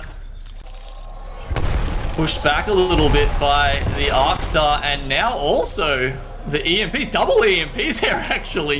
You see him popping a bat. That was a very well-timed EMP. Definitely held off Dreamfire's push and has given the team on the defensive side there a breather, a moment to hopefully recover and reset before Dreamfire flanks around and tries to get another angle on them. Yeah, what's going on? Are they teaming? Is this? Do we need to get RSPN hideouts to have a look at this? I mean, this is surely that's not fair. Getting double EMP'd. 1 minute you've got red armor, the next minute you're naked, and that's a tough way to play Apex. Kakol goes down actually. Chambers. That's going to be Myth 1 there, taking advantage of him. Ems in short order goes down 2, and a prank is straight out of there. Just uses his grapple and says, nope, I don't think I can 1v3 Myth 1. That does not seem like something that's in my wheelhouse. Actually, it's like, oh, he's about to get a good shot. Nope, that's a loot tick. That was actually unfortunate timing for Made in Thailand there. That was a 3-team fight, and that's usually a circumstance where you want to be the final team coming in. I'm surprised that Myth Team 1 did go in almost first to initiate the fight there with Dreamfire when they knew another team was present due to the double crypto ult. So now that the ring pulls even further north, we do see the teams down the bottom in Swamps, in Hydro Dam. It's gonna be a little bit troublesome for them there. There's about 8 teams currently outside the ring who are going to be very disappointed when they see this next pull. Some of them, like Athame, don't have those scouting characters, don't have the ability to ping the beacons and work out with certainty. They just have to rely on experience where the next ring is going. And this is part of the map. The hallmark of Kings Canyon is the copious amount of choke points. And this part of the map in particular, there's only 3 or 4 places in between Hydro Dam swamps that can get through to labs. And any team trying to hold that will potentially get a lot of kill points. But again, there's going to be a lot of teams going through those small chokes. So we're going to see a few teams drop off the board here, I think. That's an interesting pull as well, going down to labs, actually. So it's, you know, at least it's even for these teams. It's a very central circle, and all teams will sort of have the same option, to the same distance at least, to traverse as they get in there. You can see Athame here currently just using that caustic gas to try and keep themselves safe. Jarrow looking to portal out here, as they can see that it's not going particularly well for them. Camper probably calling for him to drop the portal immediately because he's about to go down, and the portal isn't safe either. On both ends of it, Athame are taking way too much damage, and they will be our 15th squad to fall. And as they do, they only have 1 kill point to their name. From the start of the game there, Athame was unfortunately in a poor position with teams stealing, griefing, I would say, their loot. Probably not intentionally, but it's just the name of the game in a Battle Royale sometimes. You start off with poor loot, and Athame was stuck there from the beginning and just didn't have the resources to hold out. Yeah, I mean, maybe if they can work out where these teams aren't dropping, they can change it up, right? Like if there's 3 teams dropping at Swamp, there's got to be something free somewhere. So maybe if they can work that out, they will have a little more luck going forward. There is, of course, 6 games to try and average out, to try and see who is the best team here in APAC South. In Game 3, it certainly won't be Athame. And with round 3 about to close, we should see a lot of teams starting to move into the zone and a lot of combat happening. Yeah, that's very possible here. Xavier Esports. Dreamfire just died to the ring as well. Oh, wow. I certainly didn't catch how that one happened. I mean, there's... Yeah, okay. Like, I can't even speculate how that might have happened. But maybe going for some kills. Armory Gaming actually not doing too bad here, and inside the ring finding themselves, well, just barely living up to their name here. Trying to dodge grenades as they get back inside it. Malilkaz is out, and Zabi and Jimeji just trying to find some skerricks of cover behind these rocks here as they heal up. They did manage to hold that choke and get a few kill points out of it, but they haven't been able to capitalize on it. They didn't get a chance to get any loot, and they did lose a team member. So now they're just going to be trying to survive. Survival is the name of the game in a battle royale, and unfortunately, Jimeji and Zabi don't do that for very long. 10 squads left now. Interestingly, not many teams actually within the circle at the moment. It felt like a lot of them perhaps didn't predict this correctly. I wouldn't have thought... there's definitely some places to play around and in labs, and there was... Before this circle ended, there was like 1 team in that circle. So I find it wild that, the teams would have... That many teams would have decided not to play in a safe position. I think, especially when you're considering we've got like, you know, there's the likes of EXO who are pretty much the only ones in that lower section of the labs at the moment. I think what might have happened there to a lot of the teams on the south and the west, they came up towards those choke points and noticed that there was a lot of other teams trying to do the same thing, and they just weren't able to push through reliably to get into labs. Okay, forced out, and now you see the mass migration. All of a sudden, with 30 seconds left, the teams try to find their way inside. Perhelion making use of these the charge towers here in Capacitor. It's going to be an interesting play from them, stuck on the wrong side of the ring and having to get through the team that is probably holding them out in labs. Yeah, that's going to be EXO.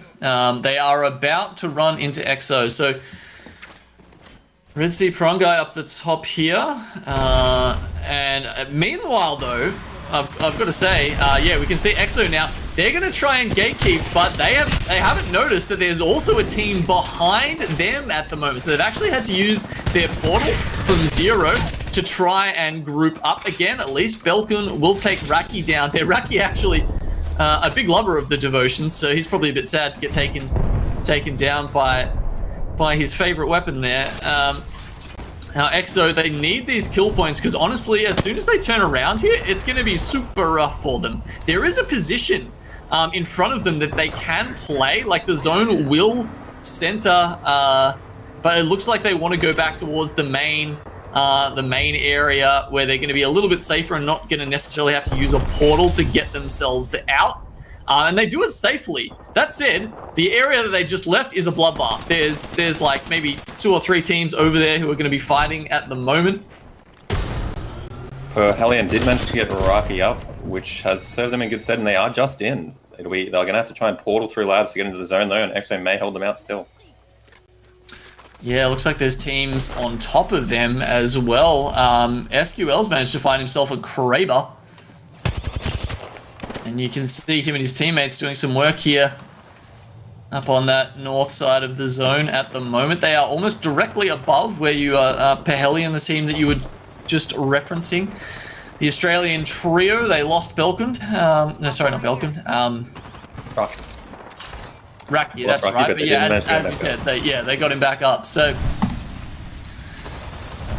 Myth Team 2 looking to hold on to their #1 spot here, and they're in a good spot to do it. A gold armor, 2 red armor. Some would say that is the ideal distribution for a team trying to take some fights. They will clean up those kills pretty easily there against Sieg. And they are now sitting on a healthy 7 kills so far on this lobby, matched by Red Sea Parangai. Yeah, they made good use of Revenant's ult there, which is a very frightening thing, especially when used as a third party. Got them some kills. They did just lose a player, though. Will they be able to get him back up? That's what I want to know. I'm sure the viewers are very interested in that as well. EXO, Thonbury, Red Sea Parangai. They are the ones fully stocked at the moment. Perhelion, unfortunately, have lost the player K now. And, well, SQL actually going down to the zone as well. So, EXO just bundled into a corner here, trying to find some room to work with. They do have a portal, but honestly, where are they going to go from here? You can see there's teams all around them. I mean, where would be a safe spot? Actually manages to find Templex and Jem Burton there. That's an easy 2 kills. And that's definitely 2 players that they want to get out of this game. They're probably going to be waiting now to hope that teams above them start fighting so that they get a chance to come out quickly with the third party and clean up. Yep, as you say, 3 squads left. A third party is definitely a possibility. Red Sea Parangai, Thonbury, and EXO left. You can see Thonbury Esports here, one of your picks. Certainly some fierce fraggers on the high ground in a fantastic position. And also, did they just use someone else's? No, that's the EXO there, using the Death Totem. Using the Death Totem to push up, try and deal some damage, try and wipe out a team. But unfortunately, they're going for the team in the middle, so Thonbury Esports is still going to be holding the high ground above them. Yeah, Thonbury looking fantastic here. You can see there's a lot of loot for them down there, but really not a lot of space or time to make use of any of that. You got to be worrying about one thing and one thing only when there's 2 squads left, and that is the other team that you are against. Jack hitting some big shots with the Mastiff as well as Divinism. Both of these guys now trying to wend their way through the defensive bombardment that has just come out from Bird, and Thornbury Esports will push out the win here with a commanding 13 kills. Thornbury Esports definitely played that extremely well, holding the high ground there, and they were lucked out that EXO went for the Revenant push on the team in between, giving Thornbury Esports time and an easy place to just shoot down, pick who they wanted to kill. They saved up that Gibraltar ultimate, chucking that down on EXO, and it paid off well. EXO was unfortunately in a risky position down there on the bottom. Yeah, you can't ask for much of a better present than that. And EXO, they were in the top couple of places now, so the fact that they've got they didn't pick up too many kills in that game, but they did pick up a second place, so they will be looking to at least be contending with the top of the leaderboards and those big money spots. Anyway, guys, we'll take another quick break as we wait for the next map to come through, and we'll be right back with you. See you soon.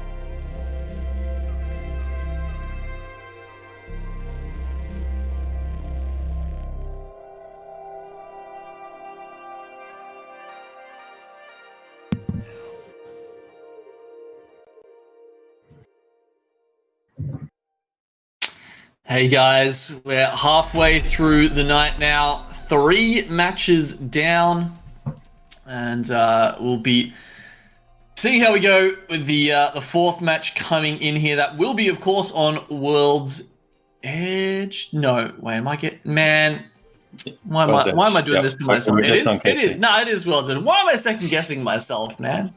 Why? All right. Well, look, let's have a little bit of a chat about how the night is going so far. At the moment, we have Myth Team 2 still on top of the lobby. They're sitting up top on 39 points with 20 kills, only matched by Thonbury Esports, who picked up 13 of theirs in the last game. Thonbury Esports definitely came from the bottom, moving up 9 places to be placed second now. One of my picks that I was hoping would show up, and let's hope that they keep going moving forward. That's why you're here to drop the knowledge, Newen. Fantastic effort by them. I mean, what can you tell us about the couple of the teams who are performing and doing really well tonight? What do you think are the keys to success? How are they performing so well and trying to keep these other teams at bay? Well, obviously it is a battle royale, so you're starting with no loot. So you want to position on the map where you're landing a point of interest that has generally an average of good loot, and you want to not be contested, which unfortunately happened to Athame last game. Although they did manage to hold on quite a long time, regardless, even though they lost nearly 2/3 of their loot cycle normally. Man, yeah. Obviously, Made in Thailand Team 2 has just been fragging out, especially with Jen Burton performing so well as usual, always consistent with the kills. EXO always well placed. As long as they can get into the final zone, the final area, they are usually pretty good at positioning themselves, which gives them good placement points and gives them a chance to get some kills. And yeah, I mean, I'll pick up on 2 things you said there. One, Jen Burton on Myth Team 2. It's not just the brawn, right? Like, as we saw the way they picked up those first 3 kills, sure, he's the hammer there, but the person kind of holding him is Templex, the IGL, who made that call and worked out how they could position themselves to get those couple of kills. So that was there's definitely the brains and the brawn on that team to complement each other. And I think the other thing we definitely should talk about is Athame. And what do they do from here?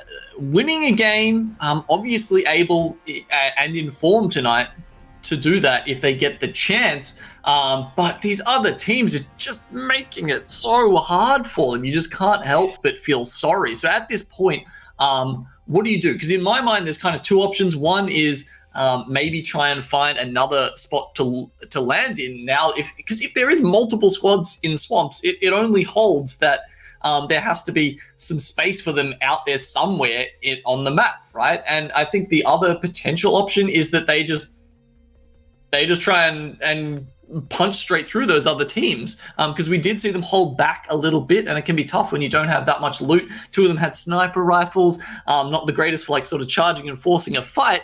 But that said, at least if they did that, maybe they'd end up with a couple of kill points early on, instead of like this game where they ended up with, let me check, a single point, right? They had 1 kill point, no placement points. At least maybe if they take a fight and then get third party, they might at least go out with 3. That's always an option to try and force through it. The worry from Athame would be if you're landing somewhere else where you're normally used to swamps, right? They'd all have landing positions in swamps that have their pathways, their loot pathways worked out, so that they can get through it quickly. They know what they're doing. If they go somewhere totally different, then they might be running back through areas where one of their teammates has already looted. They might not have prepared. If I was them, I would probably be focusing on trying to pull ahead as much as possible on World's Edge, and then in Kings Canyon, possibly having a check of this stream to see where might have been free from the map early. But I would say they're going to keep contesting swamps, knowing Athame. They're going to want to try and hold on to their area. Yeah. Okay. Well, it's definitely an option for them. Hopefully, they can work that out next time we go back to Kings Canyon. As you said, we are going back to World's Edge next. So hopefully, that's a chance for them to show their true colors and really pull out further ahead. We are. It looks like we've got. I think we've got an extended break here in the middle. So maybe we might go to another short break while we just wait. None of the players are in the lobby at the moment. Usually we only have that sort of extended break when we have an 8-game series, not a 6-game series. So we may have come back a little bit prematurely, but we just missed you guys. We just wanted to talk to you. We just wanted to see you. But all right, we'll throw to a break. You can enjoy our beautiful splash screen and some chill music in the meantime. But we'll be back soon. Don't go anywhere, guys. There's still 3 sick matches to come.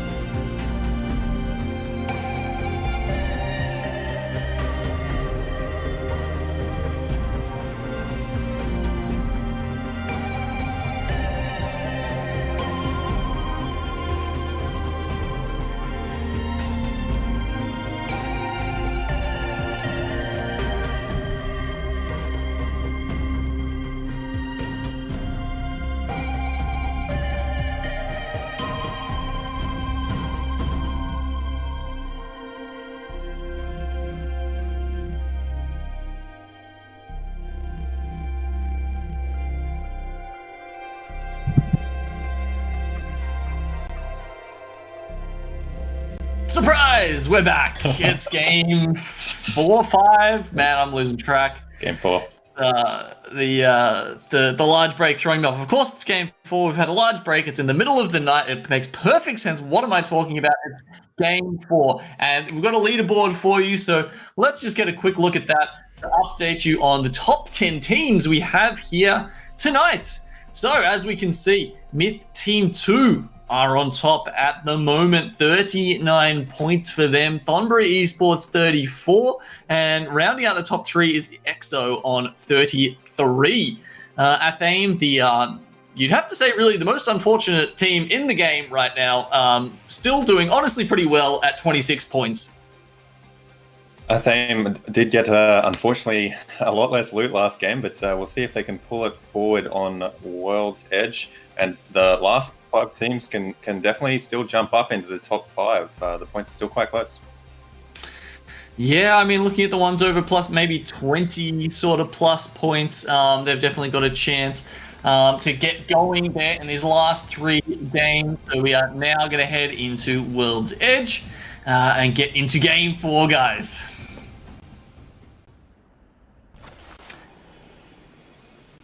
I'll be interested to see if Perhelion gets contested at Countdown, or even if they're going to land there again. That was one of the teams that died early on last World's Edge.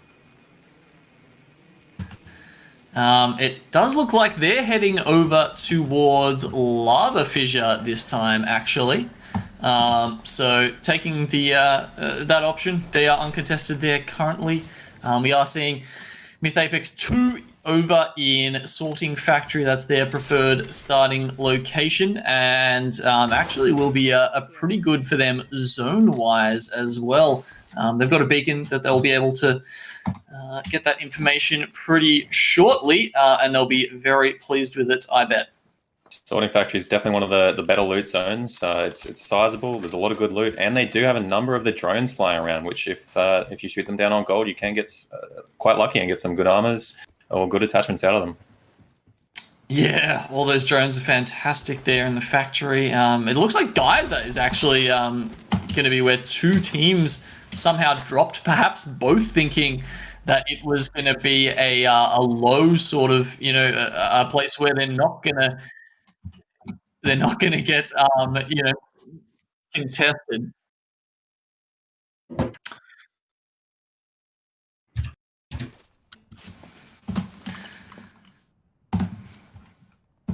So tell us what you think about the. Okay, we're just having a little bit of issues with one of our observers here. I'm sure we'll get back into the game. Quick smart. Meanwhile, that's all right. We're still in the game, so we can sort of give you some info on what's going on. We've got a very sort of south.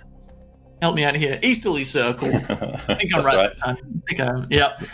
Looks like it's going to be ending somewhere around Lava City. I've seen some exciting circles finish down there. I'm remembering one that was over near, where was that? I think it was in one of the North American online tournaments, actually, and had a really exciting end. Yeah, there's always a bit of action going down if the zone ends in between sort of Dome and Lava City, or even in Lava City itself. The tightness of the buildings there, and they're all quite tall, means you can actually end up with quite a few teams stuck in Lava City quite safely. But whether that happens in South APAC or not, whether that happens here or not, we will find out. Obviously, pulling southeast, there's a lot of teams who land on the northwest side of the map who are going to have a long rotation. Yep, there's definitely a couple rotating in there at the moment, and there we go. Back in the game now, we can see Perhelion making their rotation. They are going through towards staging at the moment. We'll just note, don't worry, no one missed anything. We've still got 20 teams, 60 players up. No action has happened. Everyone's just focusing on rotating.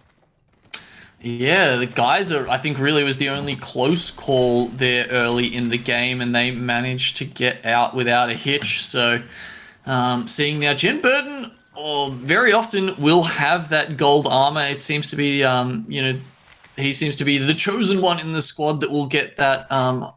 Maybe they're worried about him using too many resources up otherwise. Quite possibly, or if he's at the head of the spear, a quick duck behind cover and one cell gives him the 50 health back quite fast, so that might be another decision Reason Yeah, behind now it does look like they've spotted some people out there. We do see Jen popping Beast of the Hunt here, and there are 2 other teams in Lava City.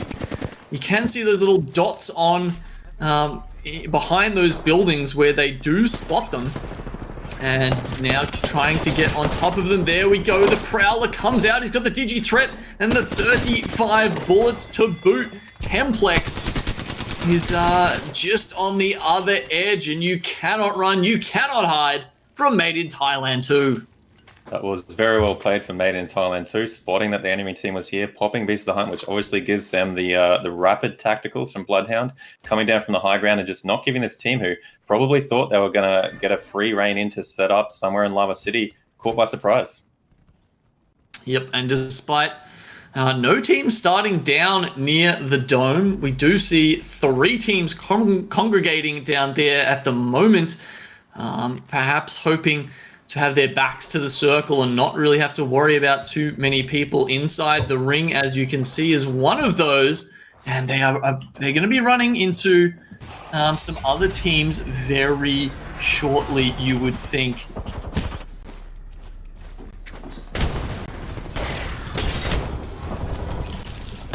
Okay, Jameji in the Beast of the Hunt as well. Scans will take down Skirt. Skirt, it is going to be Headhunters they're coming up against. Their Thermites almost completely blocking off these small areas means that they're going to have to take a little bit of time to heal there, stopping their push just for a moment. You can see the entire squad has been wiped now. That will be 3 squads taken down so far, but oof, Jameji copping a big nade. Was going to have to kiss the floor. Malilikaz, the only one left alive now for inside the ring, and they are going to be dealt a swift death there from TMA, the Indian controller players. Headhunters did do the right thing there. If you've got a man down and you've got a Revolt still pushing you, trying to hold them off with a lot of grenades is usually a good tactic. Unfortunately, it didn't hold them out there. But as you said earlier, there was 3 teams in Dome, and in that case, you don't really want to be the first 2 teams fighting, because the 3rd team will do exactly what just happened and come in and clean up. Yeah. So having a look down at this team at launch site, that's going to be Made in Thailand Team 1. Maybe they'll get the back end of TMA that we saw just there at Dome rotating around at some point. But a couple of teams making their way into Lava City as well. This is from the northern side here, Hexo. Honestly, a bit of a late rotation from them. I suppose they do start off in Countdown, which is fairly hard to get to. Several chokes you have to make your way through to make this circle if you're all the way up there. Yeah, it's quite possible that they did notice a lot of teams on the way in and were having to navigate around them to avoid early fights, because as we know, they do like to try and get into an early position in zone without taking early fights if it's not necessary.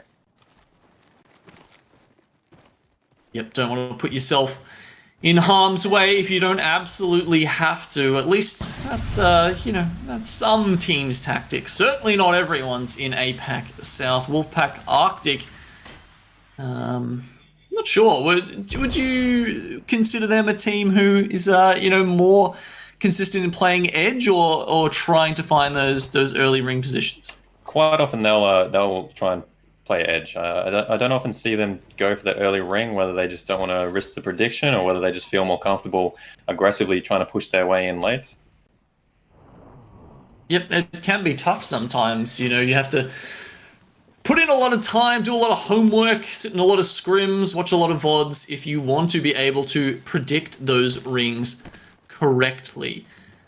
Now looking at Athame, definitely one of the better teams at doing that, and they have to be, because they don't have that Bloodhound, they don't have the Crypto, they don't have a Pathfinder, they don't have anyone who can connect with those survey beacons and give them that zone knowledge. They rely purely on themselves, and maybe if they're lucky, you might spot out another team and be able to infer something from their rotations. Of course, if you do happen to spot a team with a Crypto or something like that making an odd movement, you can sometimes deduct where the next ring might be from their rotation.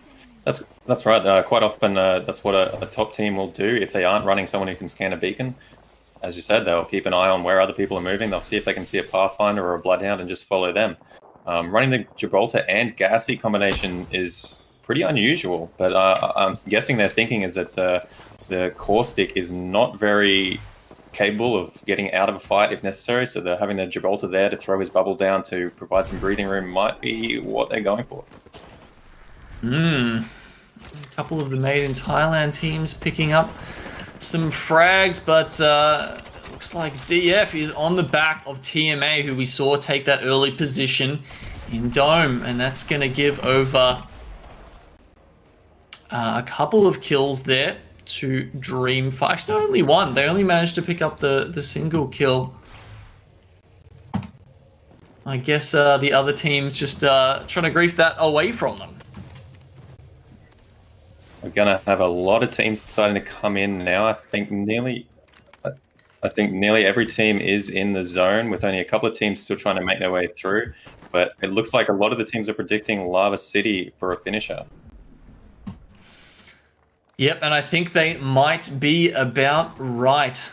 I did note that Made in Thailand Team 1 have already scanned that Lava City position as coming in for the next ring. And yeah, as you say, there are quite a few teams taking up their positions. Multi-level buildings, lots of space for those teams, like Made in Thailand 2 that we see now to make their home. I'll be interested to see here whether Made in Thailand 2 continues what it looks like is their strat, is just moving around Lava City, finding these teams and potentially pushing them to try and get kills, try and hold Lava City for themselves. Yeah, when you say hold Lava City for themselves, you know, usually you're thinking like, yeah, floor. Maybe if you've got a Caustic or a Watson, you can hold a building. But no, they want the whole thing. They want all of it. It's theirs. They are the real estate moguls, and they will try their best to keep all of the other teams out. That said, it is quite difficult to do so. There's a lot of places that can come in and a lot of floors. It looks like they're just going to go for holding the high ground, which I would say is probably the correct idea to do here. Obviously, if you're stuck in one of the floors, you've only got one or two ways out usually, which puts you at risk as the zone changes later, or if a team decides to push you. Yes, indeed. So having a look at Thonbury Esports, who are a bit further up in that the building sort of halfway between Lava City and Geyser, all alone at the moment. Made in Thailand 1 did just take out Dreamfire, so Dreamfire is off the board for this game. Yeah, and that's given them complete control of the southern area of the map. There's a couple of teams still sitting over sort of western and the northern areas, with obviously a lot, around the middle near where Lava City proper is. But yeah, as you say, Made in Thailand Team 1, plenty of time to loot and just happy to sit in one of those domed areas probably as late as they can, honestly. They might even be able to move westward a little bit and catch off some of these teams who are rotating in from Launch Site and Sorting Factory. Definitely trying to get a few of the kills with the people coming up the hill from Launch Site. That can be quite a deadly area to come up if you've got a team on top of the hill looking down, especially as the Lava City teams will usually be focusing at each other, although we quite often see a team on top of the roofs, which is obviously Made in Thailand Team 2 at the moment, sniping any teams trying to hold out the west side of this zone.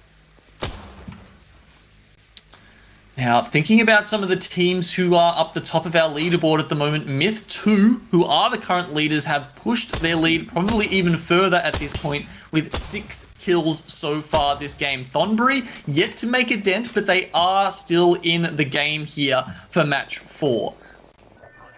As is Athame with no kills, but still in the running, so they're probably going to be looking to try and get some kill points this game to make up for their unfortunate Kings Canyon debacle last game. Yeah, and as you were talking about earlier, Myth 2 just sort of ranging around Lava City, seeing if they can find any weak spots in the other teams, and Myth 2 does just that, with Jen Burton picking up another knock. I don't think they managed to finish it, however.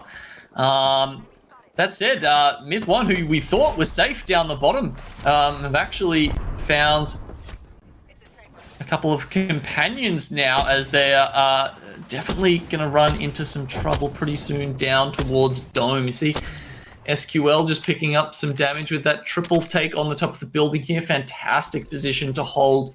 Very hard for other teams to get angles on you on this particular building. Very hard, especially from that angle where the enemy teams are coming from. What he's probably wanting to do is be third-partying the fight that's going on there and trying to just get a knock on a team. Any knock that he gets is likely to end up in a kill point if the two teams keep fighting. Yeah, it's a very good way to steal kill points away from the other teams, isn't it? So yeah, they're pretty happy up here. I imagine they will be for some time yet. However, maybe if we switch over to Made in Thailand Team 1, who, as we talked about, were in the Dome area. They're really struggling at the moment. We thought they were happy.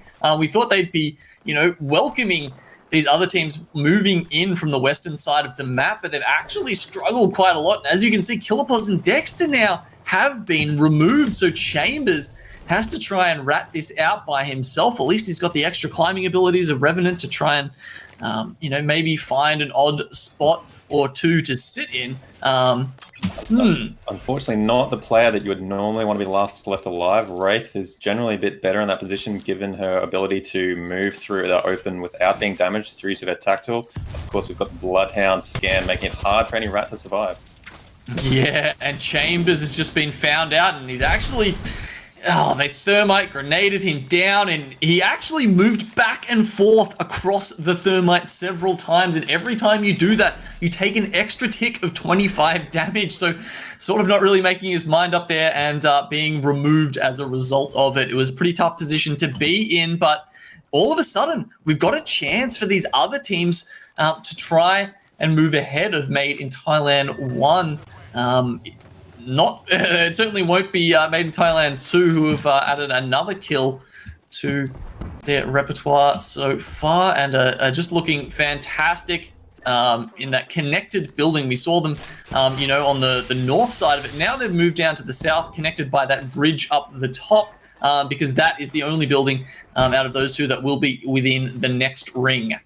If they can hold that top position there, they're going to be in probably the most dominating position in this zone, although there is a few rocks up on the hill to the south that you can get some cover, but those people will be at risk of getting shot from the teams moving in from the west. The remnants of the teams coming in from launch site or sorting factory can get good angles on you there, so I would definitely want to be in Made in Thailand Team's 2 position for this circle. If they can hold, though. That is the important part of what you just said, because there's certainly a couple of teams coming from the north side who have the opportunity to push them out, but it looks like they're actually going to stick on the low ground. They're going to stay further down towards that. You can see they were looking around, trying to hope that someone would, peek their head out there. Just like IG are doing on the opposite side of the circle to them. That said, there is now not a lot of cover left, and IG are in a fantastic spot. Look at that ring pull. Invictus Gaming were just blessed. Blessed. Absolutely. Someone's been praying to the All-Father, and it might have been IG here, who not only are going to use their position to... they're a bit worried about this team on the west, so they had it to themselves, but they want to make sure it's really theirs to own, and not only that, but have some backup loot to go around if they want. With the Watson on their side, also gives them the opportunity to start fencing up and really make this hard for other teams to make a play for the 6th circle. They're definitely going to want to try and end any team that is on that side of the circle quickly, but it looks like they're taking too long with Thornbury Esports managing to make their way in. Yes, Thornbury Esports have taken it right out from under their nose. As you said, yeah, they won the fight. They could have honestly popped back pretty quickly to that position, but they don't opt to do that. And now, as a result, they are going to have to move through the very dangerous Thornbury Esports to get back in.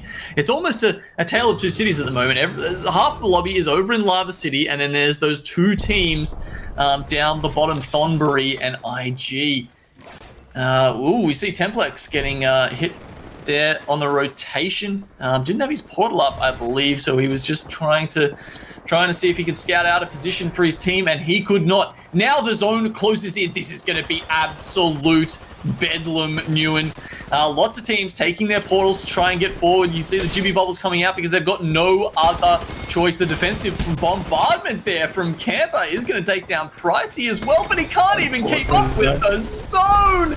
Oh, this is an absolutely brutal zone, and the teams down the south end of it certainly had the better of it. Invictus Gaming, Thornbury, Lynx was the sole survivor, really, of that north contingent of 6 teams that tried to pull in here for that 6th zone. Invictus Gaming, as a result, have picked themselves up a solid 8 kills. Lynx sitting on 7 at the moment, and Thornbury, only those 2 kills that they picked up as they moved towards the side there. The Kraber, probably the last position you could see this have any use at all, as the zone is closing into a much smaller circle at this point with the last 3 teams left. Thornbury Esports is blessed again in this position. Invictus Gaming will probably look to try and move across, although they are obviously worried that they don't want to be the first team initiating the fight, initiating that final push, because whichever team manages to be the third party in is likely to have a really good shot. Although obviously Invictus Gaming and Thornbury have the high ground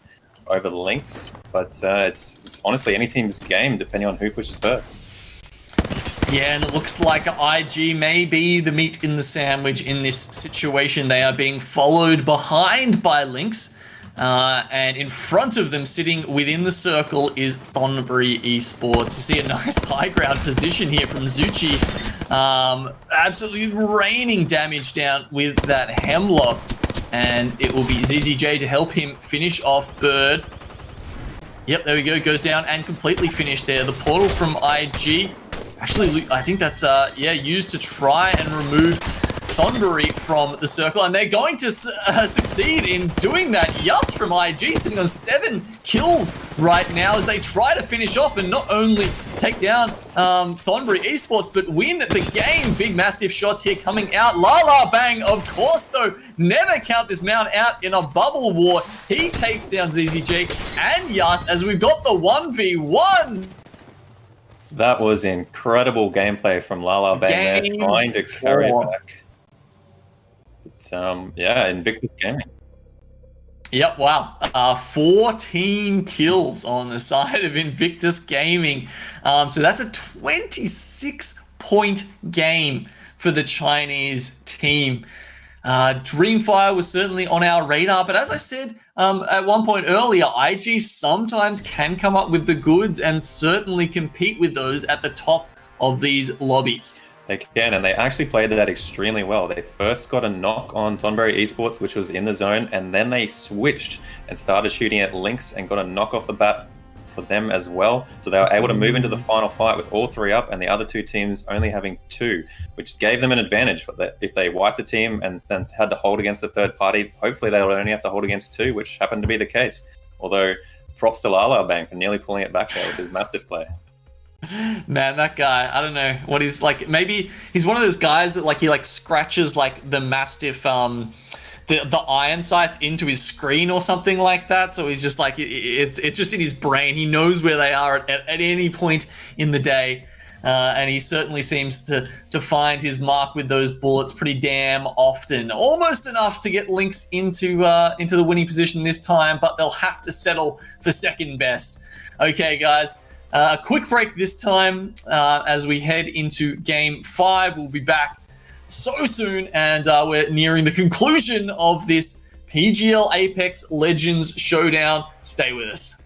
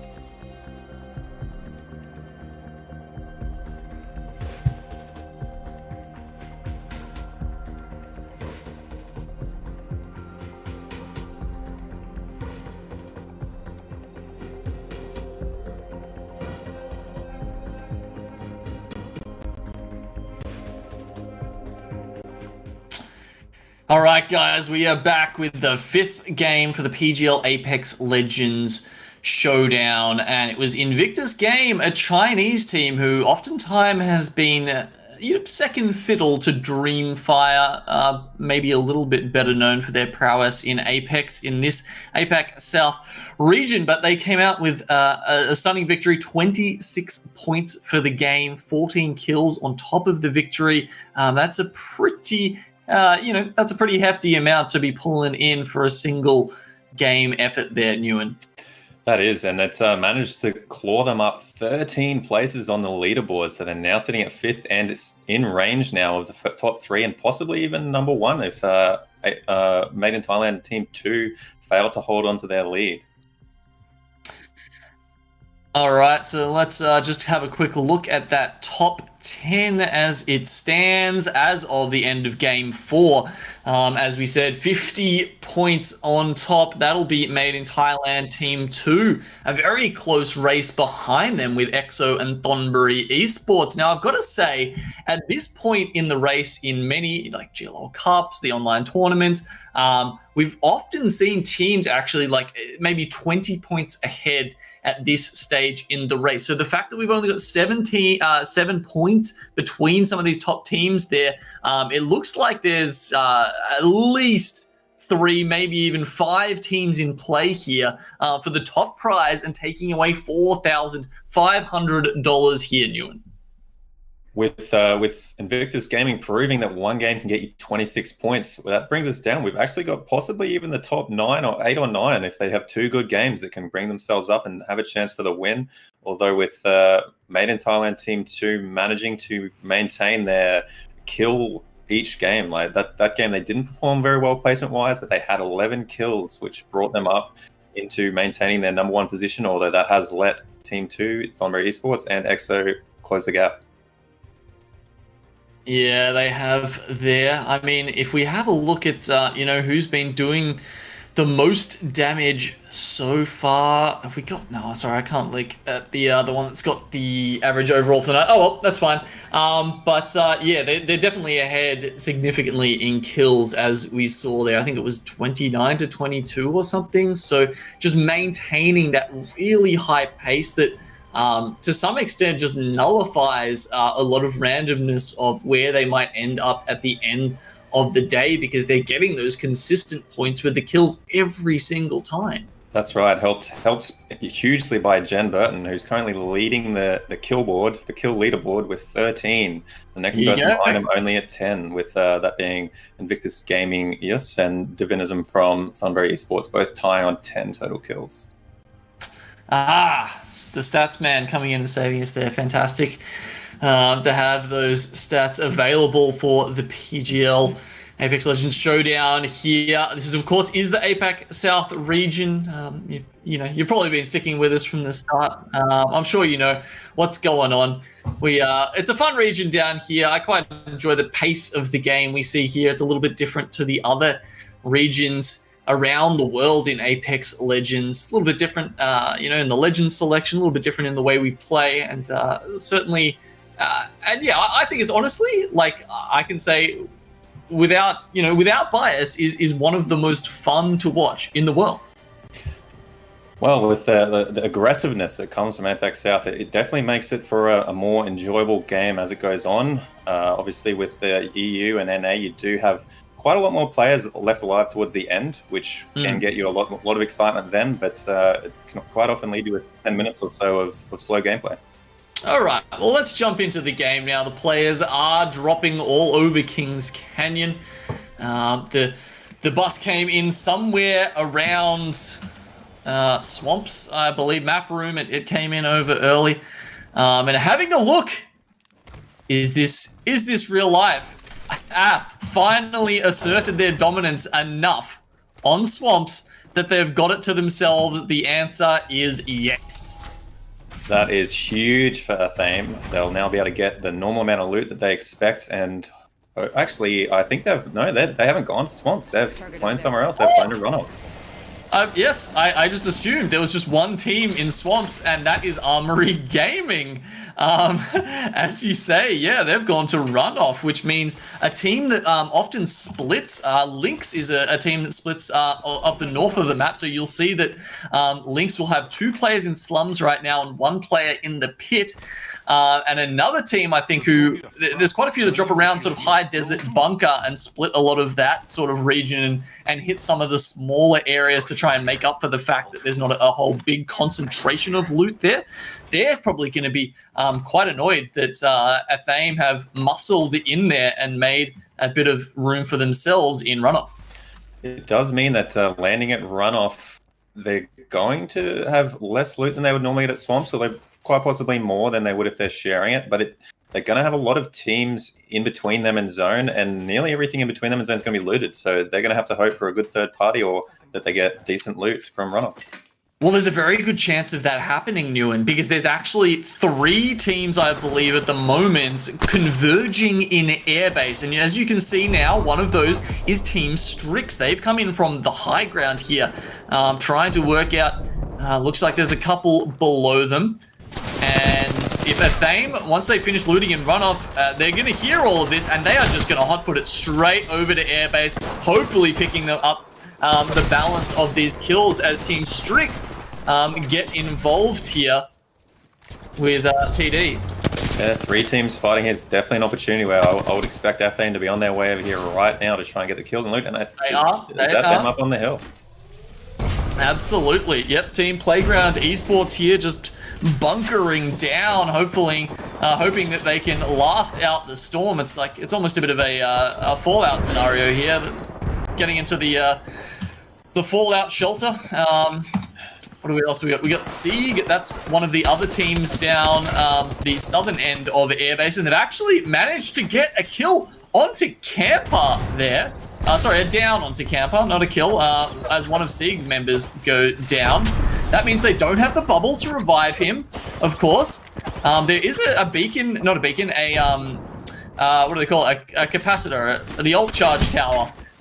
So I'm not sure if they used that as they got into Runoff to give them one of the ultimate options early on in this fight. Luckily, Camper, he's learning to crawl, and he's managed to get all the way back into a safe room where they now have the gas to hold it off. And as we see, Sieg are very nearby, but how long can they hold off for? With only 2 members up, 1 still needing to be respawned, Ath has the opportunity here once they're fully reset, which it looks like they nearly are, to push in and potentially get some kills, although it looks like they're being threatened by the other team. It does. Athame, as you can see, they were getting pushed. I'm not sure if that was a Rev push, but yeah, certainly, yeah, it was, because you can see there's a member still just hiding around the corner there, maybe on a low amount of health, who was, you know, if you push in with that, you just get instantly down. So hoping to maybe catch them off guard, do a bit of damage. They do have the Crypto Grass Grenade, and they're going to go in with the Nox Gas. And on top of that, and Nutsuru-sama's accurate, very accurate wingman shots, they are going to eliminate Playground Esports there. With Sieg now, maybe might try and come in here and clean up, but I think they've left it almost too late. Ath has almost fully reset. Yep, able to get some armor swaps off there, and you know this is kind of what you want to see from Ath, just being able to grab a couple of early kill points and have them stacked going into the late game. There will be a force to be reckoned with. Camper once again down, so they can't leave him up too long. Of course, every time you go down, it's a bit harder to get you back up. Nutsuru-sama pushes in, and he is going to down Sieg, Doom, MVP, and Jaro on the back of that will take down Gempi Mama, but they have to finish off this 3rd member. There we go, Jaro from the high ground jumping in is going to take down Sieg, and now they've got the reses. They're a bit worried that there might be someone on the high ground, but we can tell you, we've got the map vision to say there is no one within even earshot, and I know that's saying something in Kings Canyon. And that was very, very lucky for Jaro. Imagine getting down. He only had 7 bullets left with nothing in reserve on his flatline. Although he did have a down with no hammer points. Okay, so with all of those kill points to their name, they are now going to have to make the long trek. You see the ring coming in behind them. It's slow. The first ring is a bit slow, and there are a couple of balloons ahead of them at airbase. So hopefully APAC will be able to make it in safely there. No one really ahead of them until they get to market. In the meantime, as we go deeper into the circle, deeper into the next circle even, as you can see that in the mini-map as well, made in Thailand 1 on the Rev send right now. They're going to jump down, and that's going to be Saber from Xavier Esports who bites the dust. And EXO just took Headhunters out of the game as well, so that's 3 kill points for them. Yeah, solid effort. Meanwhile, struggling a little bit, Dexter going down there. And as you see, yeah, this is EXO grabbing that loot. They're in a good position too. As you can see there, towards water treatment, where it looks like this ring is very likely to pull. Well, actually, no. It's gonna go a little bit more southeast than that, towards map room. But you know, water treatment will be safe for a ring or two just yet. EXO well placed then. We know that they like to try and be in the best place in the final zones. So with some kills and some resources, they're now well positioned if they predict correctly to get in there. Whereas a Fame, who also likes to have that playstyle, as you mentioned earlier, has a long way to go and might not get a good spot in zone without having to force someone out. Yep, it could be a tough ride for them. But that's it. Now that they've had that early fight, you'd have to back them with as much sort of loot resources, a high-level armor as they can get their hands on. We're seeing Wolfpack Arctic here trying to get through these Watson fences, which unfortunately are just not enough to stop Zaratass pushing up those stairs and dealing some heavy damage with the Mastiff. Watson fences are a lot easier to get through than the caustic play, which is why we do see some teams start to run caustic. Obviously, once the gas pops, that's pretty much saved you from someone coming through that door. Whereas the Watson fence is quite easily to push through. Yeah, you can take the damage if you have to, and even then you can eliminate the fence entirely. It's a little bit harder to do that with the caustic barrels, especially if they are placed correctly. Often out of line of sight as you walk through a door. It can be tough. So as we see EXO taking this position up on water treatment, maybe hoping that it's a zone that pulls towards them, as they do have a solid high ground that any kind of like late water treatment circle, that's exactly where you want to be, where EXO are right now. You've got the beacon, you've got a very high ground to play on. But I'm not sure that they will get that benefit going further into the game.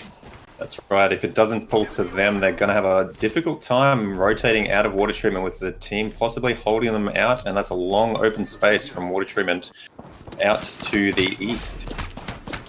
Did I get that right that time? West. Now it's me.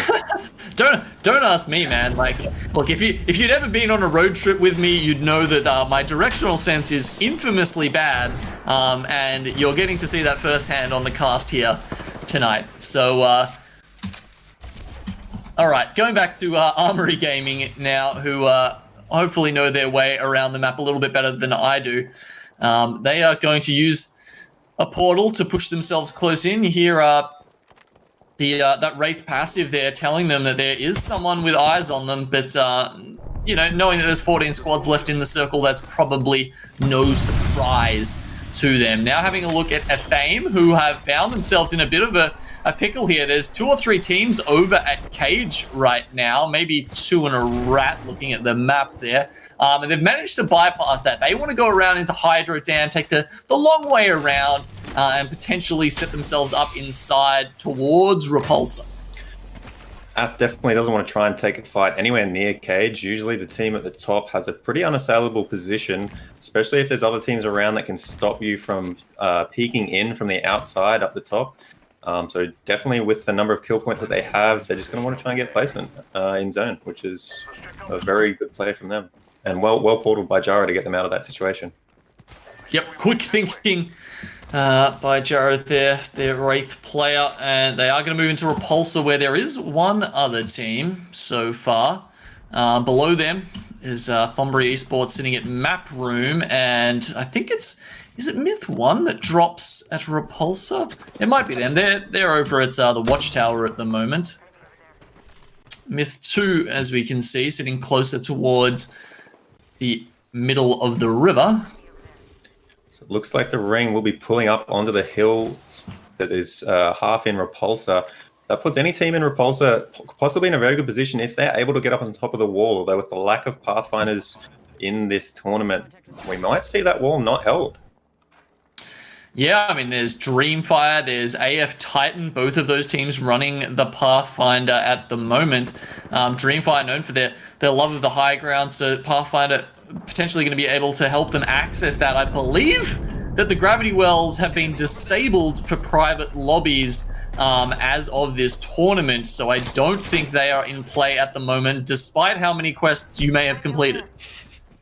That gravity well on the side wall here would have been quite helpful to any team who needs to push up onto the wall, but definitely if Dreamfire's holding the wall, I wouldn't expect any teams to try and take it from them, but it does mean they'll have a commanding position depending on which way this zone goes. It could go east, west, and they're always going to be on the high ground.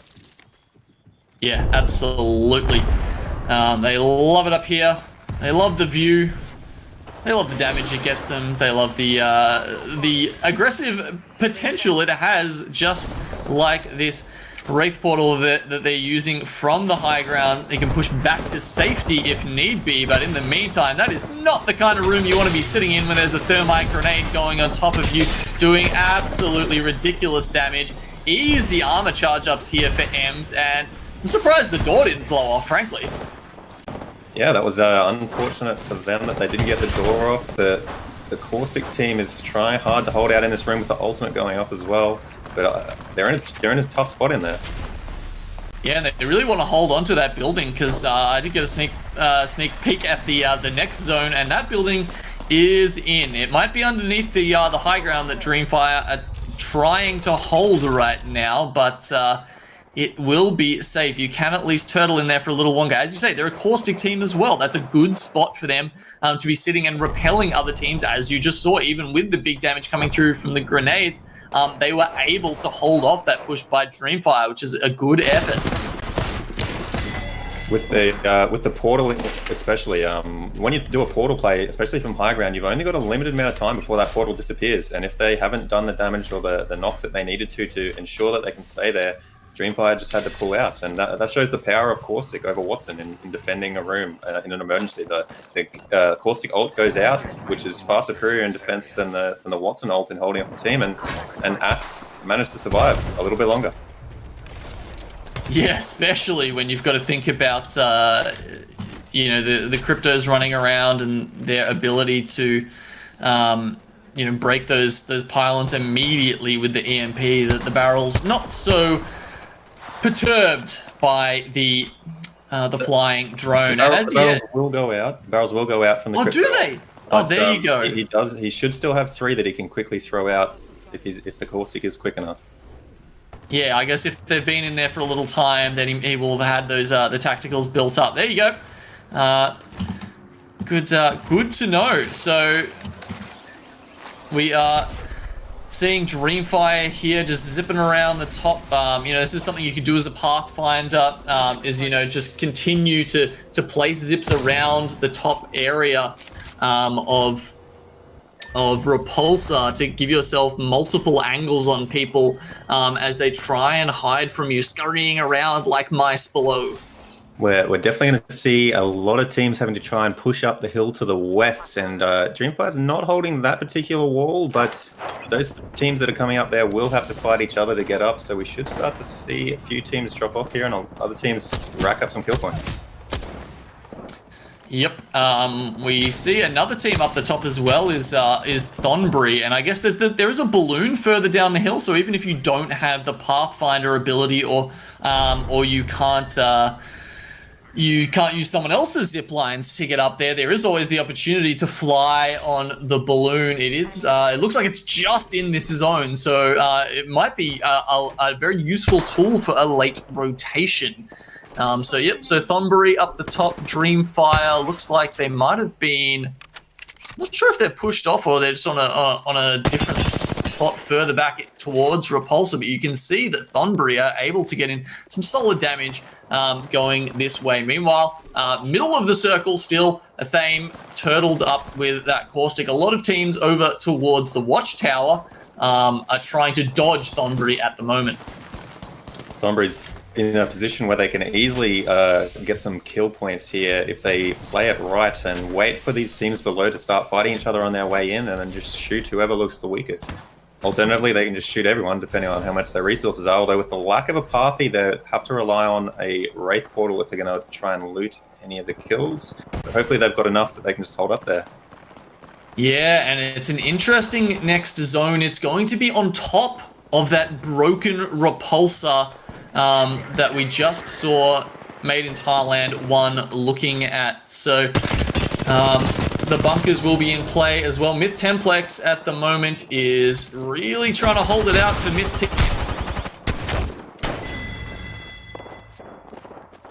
Making contact with enemy. Are you still here, Genome, or have we unfortunately lost you?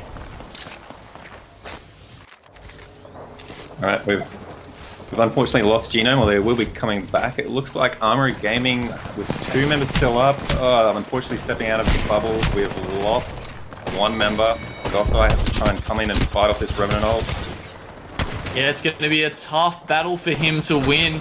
Obviously, the Revenant is safe from the zone, at least probably getting sent back to the totem as soon as that happens. We do see Wolfpack Arctic on the low ground here, finding a nice little wall and a bit of cover for themselves. As we do see that Bloodhound ultimate coming to an end. We've still got Athame up and in holding them, but starting to get a position in the zone as well. So they've definitely played this well from their late rotation. Yeah, I mean, they were really incisive, weren't they? Coming all the way around there and just finding that middle building, holding Dreamfire off. That was such a crucial part of this game. It looked like they were in such a rough position when Dreamfire pushed them, and them holding that off is going to make a massive difference in where they end up in terms of probably both kill points and placements at the end of this game. And with 7 teams in the zone where it is, there's not too many places in zone where we can have teams hold out. Thornbury Esports up here isn't going to be in the next zone. They are going to have to decide where they're going to want to play once this begins closing in 30 seconds. And I think there's already a few teams down there that might hold them off from where they might want to sit. Yeah, so there's 2 bunkers in play, and there's a bit of cover around that middle broken Repulsor. So a team like Thornbury Esports has got the opportunity to just start raining down the damage, hopefully pick up quite a few kills as the other teams struggle to make their way into the zone.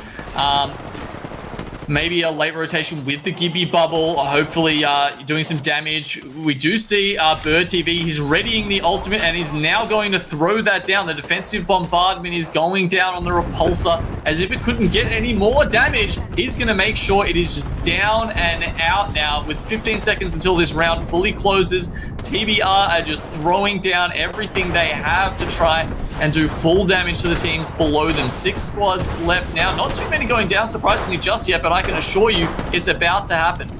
Thornbury actually, as I feared, ran very low on ammo there, so Bird TV just had to do a push to pick up ammo so he could help the team, but unfortunately they lost 2 of them while he was doing that. Yeah, look at that. He gets the best spot he could possibly get against that team below him and just doing huge damage. Unfortunately, pushed out. That'll be all she wrote for Thornbury. 4 teams left in at the moment. Ath and DF looking pretty good. They want to take a late fight here, maximizing their placement points and hoping to take out the victory. Ath just really being patient. That's what they're known for, actually. And Dreamfire, they have a position on the north side. Now, here we go. Ath versus Dreamfire. They push in. The Nox grenade goes down. Nitsuru-sama, the only one left alive, cannot clutch it out. No, he cannot. That's going to be Dreamfire coming out on top. And as that happens, that, of course, is the perfect time for Lynx to make their move. Lalaban will come in. 1 goes down to the Vault, and the Mastiff comes out. You know that's when it's all over for the other team. Lynx, your Summer Series Playoffs champion, taking out a victory here in Game 5. That was very well played and also quite lucky for Lynx. They did have a member down. They had to spend that time resetting. But while they were doing that, the other two teams got into a fight. And while dying, they did do quite a lot of damage. And that brought Lynx the opportunity to come in and just clean it up, which is always your worry when there's 3 teams left up. It did look like Ath almost stumbled upon Dreamfire there. They came in. I would have expected them to throw the ultimate in first if they knew it was a team waiting in there hiding, or do something to prepare themselves rather than just unfortunately running in. And they nearly had, I believe they had one member go down immediately. Yeah, well, I had the map up open on the side, and I was looking at it, and it seemed like there was one player in that bunker for quite a while. So I don't know if he sort of like got caught off and was hiding in the corner until he got found out or something like that. And the other thing to think of is that Ath initially were holding that top bunker, and by the time we got into the fight, it was Ath pushing into the bunker, and Dreamfire sort of had that solidified position there. So interesting to know sort of how that transpired. And there was a bit of a do-si-do there, but as a result, Ath at least pick up some placement points and do have the kill points they had from earlier on in the game, mopping up some teams. It'll be interesting to see where the leaderboard lands. Excited to see this one, and we will be back with that information very soon, guys. See you soon.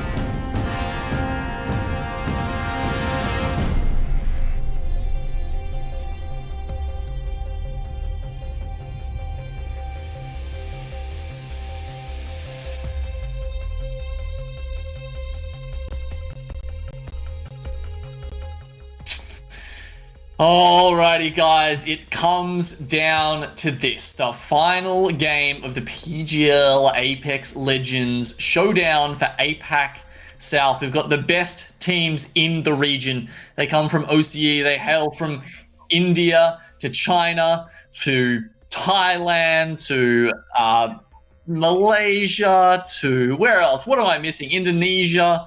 It's quite a diverse group here, Nguyen. It really is. And fortunately, we're seeing that it's not being dominated in particular by any sub-region of APAC South. We've got quite a few teams from the different regions up there in the top 10 and especially in the top 5.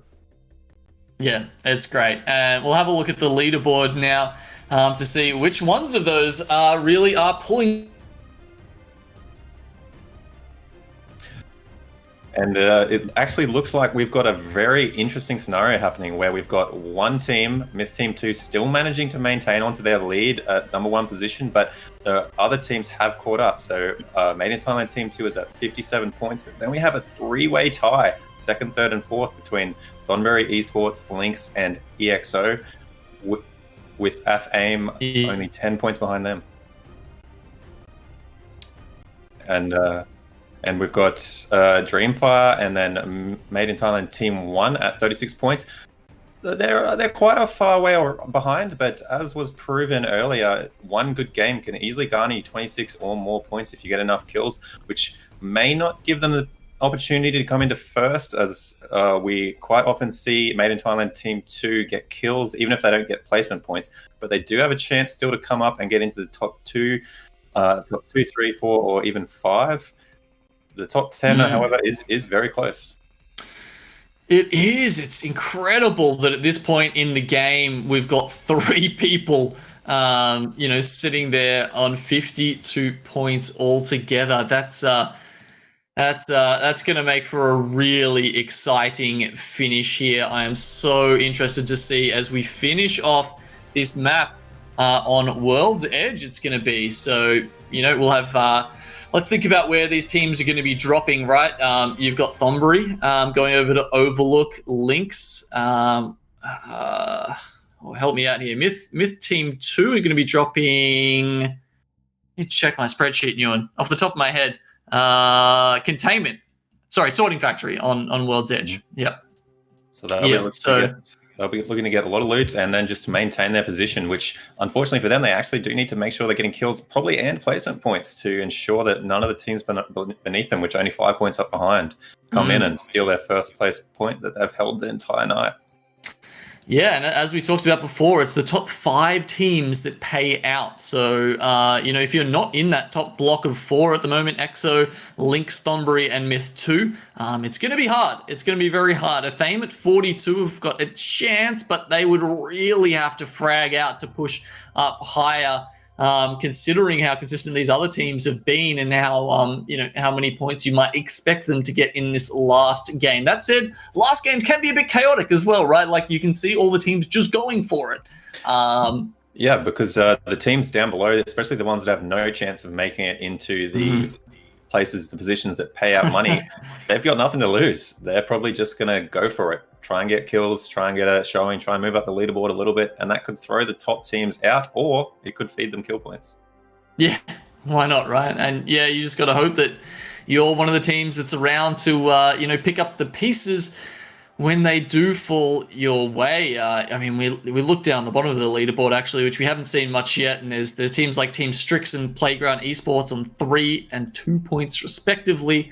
If you can find your way into them, you'd probably be pretty happy and pretty likely to pick up the 3 kill points. Look, no disrespect, but obviously they are struggling to keep up with the powerhouses we have in APAC South. So let's get into the final game here, guys. As we said, it's going to be an exciting one. So many teams right at the top, ready to show us their best on World's Edge.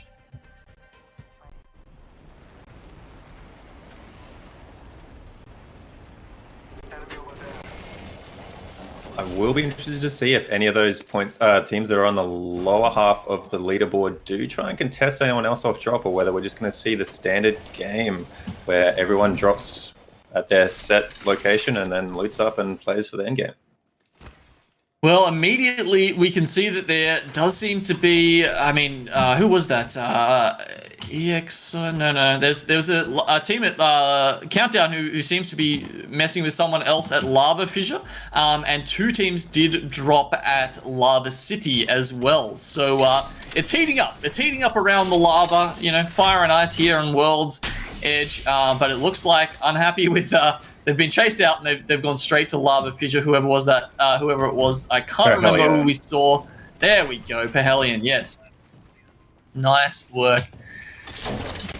So they've done a good job, and here we see it's a fantastic ring for Thonburi Esports. It looks like it's pulling very much towards the east and very possibly ending up somewhere over in Overlook. And when it happens, you know, it's the only POI over there, right? Like if you look at the west side of the map, it's very contested. Overlook side, not so much. That's right, and with the big hill at Overlook, depending on where they end up sitting, if they do decide to sit in the buildings rather than holding the edge of the hill, at least for the start of the game, then they'll allow other teams to push up and possibly get positions. But if they do hold the hill where they can look down at the teams coming from Fragment East and possibly even spread out and keep an eye on Refinery or Epicenter, they could be in a good spot here to hold out and get some early kill points. Absolutely. It's a great spot to throw a little bit of suppressing fire down, make the other team struggle to find their positions, and as you say, yeah, also get the Evo shields raring. So 2 teams at Lava City still haven't you know, found any kills there yet. One of them being Team Strix, as we said, potentially the easy beats of the lobby. Can they manage? Yep, here we go. It's starting up now. Strix is in a reasonable place to hold this building, starting from the high ground. It just depends on whether the other team is going to aggressively push or it's just going to hold them. It looks like they've got a little bit of space to work with for the moment. The other team did attempt the Revenant ult there. Okay. A bit of a distance to go though, honestly. They've got to get all the way into the building, then up the zip lines, and you can see that they've lost a bit of health on the way, but maybe not too much. And we do see Playground Esports there trying to make that work. Unfortunately, both of them getting sent back. Techno Frank now is actually going to go out of death protection, I think, and not at necessarily a very opportune time as he rolls straight into the middle of the other team there. Rogue will go down. He's actually got the hammer points out for the P2020, so if he goes back and does manage to find some downed members, he'll be able to finish them off very quickly. There you go. Playground Esports coming out on top, and unfortunately for Team Strix, they'll definitely have some VOD to go over and improve upon for this. That's PGL over for them, unfortunately. Blue Swinger did manage to get a well-placed Caustic ultimate up there on the roof, which knocked Team Strix off it, unfortunately for them. But yeah, that's some early kill points for them. And some early kill points potentially coming the way of either Sieg or Myth 2 at the moment, who are having a little bit of a battle here as we look into the vault near Geyser. So Sieg Salvatores has the Mastiff in hand. Mastiff vault, pretty decent weaponry for this stage of the game. However, the fact is there's 3 of the deadliest members in the server on his tail at the moment, and Myth Apex 2 will make short work of them picking up at least they've got 4 kill points so far. So I mean, considering their spot, that's a fantastic start for them to try and, you know, reduce the other chances of teams. They at this point they need to get taken out early, or the teams below them are going to really struggle to catch up. Yeah, with the 4 kill points, they're definitely trying to maintain their lead, as we expect from Made in Thailand teams too. Though they're always going to play aggressive, I think, no matter what their circumstances. With that only managed to get them 2 kills from Sieg. I do wonder whether the Wraith, who has survived, will manage to retrieve the banners and get them back in the game. Yeah, now we'll have to keep our eye on Thonburi, Lynx, and EXO. These are the 3 teams sitting on 52 points and the ones who really have the chance to challenge for that top place. Thonburi, here we go. We see them getting into a battle here over in Overlook. their home ground, and Bird has already been taken out, but it's going to be IG who lose the battle and the war to them. So Thornbury get the revive off. They're sitting pretty now with 3 kills. That said, wow, out of nowhere, we do see Myth 2 coming in, trying to eliminate one of their opposition now. Luckily, the Gibraltar ultimate is there, so there's a little bit of cover, a little bit of time for them to pull back. This fight between Thornbury and between Myth 2 is so important. Thornbury definitely trying to survive no matter what here. Even if they just get one member away, they want to try and get as many points as possible, even if it's just placement, to hopefully try and hold on to the position in the top 5. Although with the loss of their Wraith and unlikely to get the banner, they're in a tough position here. Yeah, they definitely are. I mean, yeah, they didn't get the banner. You can see they're having to push all the way out to Refinery when we know the ring is going back towards Overlook. And interestingly, they're being pressured by another team that is in the top contention here. EXO, AF knows that this team is out there. They've seen the kill feed, they know who it is, and they probably want to get rid of them, which Campar's managed to do. Yep, that's it. Thornbury are out, so they will definitely not be standing on top of the dais here for the PGL Apex Legends Showdown. However, they still may be in the money. Quite ahead of the top 5 work quite far ahead. SQL now pushing the team even further ahead of the competition. They are putting the pedal to the metal at this early point in the game. Round 1 has not closed yet, may I remind you, and they have 6 kill points already. 6 kills, and they have taken over the Overlook part of the map. They have seen where the zone's going, and not only are they getting kills, they're getting position. Everything an Apex Legend player would want, really. So now, their competition is EXO, and who's the other team? Lynx, yes, correct. We haven't seen much of them yet today. They are sitting, they're in Ghost Town at the moment. So not a bad position. There's a beacon around them. Should GopGaps want to use that. And we do see some drones coming in towards them. I believe that's Made in Thailand Team 1 sitting a bit further up the hill, hoping to probably use that beacon as well as scout out a little bit. Armory Gaming sitting around them as well. We see here Smack's having to use the ultimate to pressure some people out. Just buying a little bit of time here for Kizix to get those Watson fences up. That's a nice little pickup. Take a skull piercer in a random building that you find.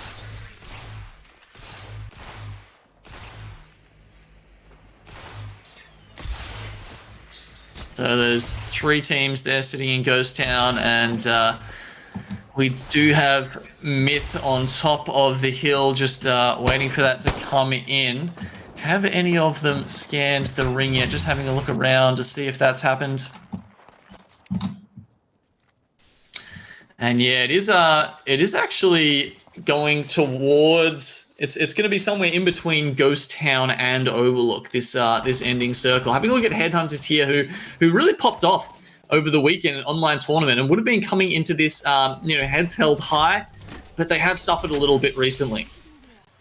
They have, but with this zone, there's only really Fragment East and Ghost Town that's not Overlook where you've got cover, although there is a bit of fighting going on in Epstein as well. So we're probably going to see 3 hot zones of combat here, unless a team tries to push up and take Overlook from Made in Thailand Team 2. Well, it certainly won't be their brothers just yet. Made in Thailand Team 1, as you can see, right on that southwestern side of the circle. Ultimate's ready to go as well. The full crypto rev push, possibly even with Rift support, is ready to be utilized. EXO with the recent pickup of Belkun, snatching him away from the Indo fans' favorite Morph team, or recently Team X Team as they rebranded. But Belkun decided to try his luck with the Australian pair instead. and they've been performing very well. And definitely EXO's looking to place well, and they're in a position where they may be able to get some kill picks as well, with the teams in Epicenter wanting to have to push past them to get into the next zone. Yeah, that's definitely on the cards. Camper here, master of the scout, is putting some heavy damage down. Athene, one of the teams that needs to get a lot of kill points so that they can bring themselves into that top 4 placement, starting 10 points behind place 4. Yeah, they'd have to have a monstrous game, and that's a monstrous arc star from Camper as he really wants this kill. You can see just dipping inside the zone there for a second. Jarrow will be taking down a prank. Meanwhile, Ems is somewhere else having a go at Raki, so Dreamfly obviously very split here as App makes mincemeat of them. But I do wonder if they're going to able to get the finishes on those Dreamfire players. They'll be definitely looking to get it, and I think Jaro is managing it. There we go. That's one on a prank. Oh, that was close for Jaro. It's like, oh yes, it's loot, and then, you know, all of a sudden, no, it's a surprise grenade on the other side. Kakol as well is going to get finished off by Emil, so I think that's it for Dreamfire. 16 squads left here. That was well played by Athame there, ensuring that they get the finishes on those kills. There was a potential there that Dreamfire was going to try and get them up, but Athame manages to get the kill points, which is powerful for them. But now they've got a long way to go to get into zone, with a few teams in between them and where they need to be. Could be a trial by fire for Ath as they look to, as you say, push into those top 4 spots where the money certainly increases. Not playing for chump change today here. So you grab a look at the map. It is definitely pulling down towards Overlook. You can see the pings coming out from Myth 2 here, estimating where this next circle might, well, not the next circle, but like, you know, one of the final circles may finish. Either way, it's going to be fairly in the open, and that rock you see there in front of you won't be a part of it. We should see a lot of teams start to die off as these next 2 zones go in. There's not a lot of cover in these next few zones coming forward.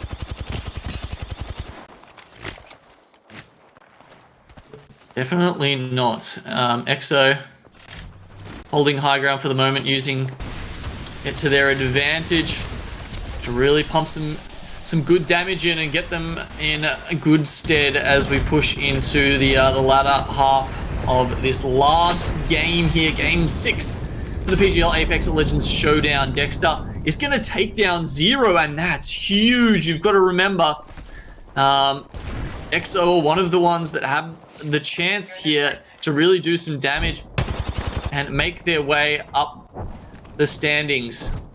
That will be Zero finished off. Made in Thailand Team 1 just really helping out Made in Thailand Team 2 there. Yeah, that's right. Made in Thailand Team 2 is going to be relying on a lot of these other teams to try and knock out the competition.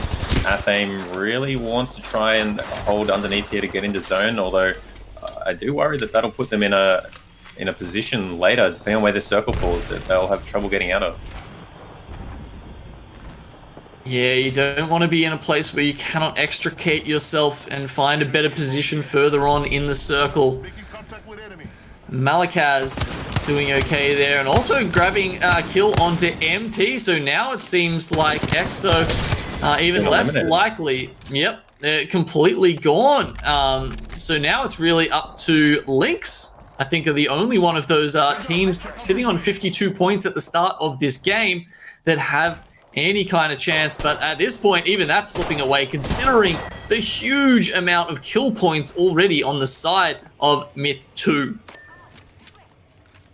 Fame, however, does have 6 kill points, and with some of the top 4 teams now wiped out, as long as they can hold this, get some more kills, place well, they've got a very good opportunity here to come in and maybe take second, third, or fourth. Yeah, we know, especially in open ground like this, you know, you can deny a lot of area with that Nox grenade, and that really is a powerful tool in those last couple of circles, as we see now Athame on that west area, very close, and don't have a particularly hard rotation into the circle. Oh, sorry, they're from the north. Yeah, they're on the north, and there's a few teams around them that are all going to be looking to hold one of the positions that remain on the north side. Which, to be honest, in a zone like this, it isn't much. There's a few rocks, but most of them you're open to shooting in other places, just like what happened to Jaro. Jaro literally on 1 health there. We saw he went into the void.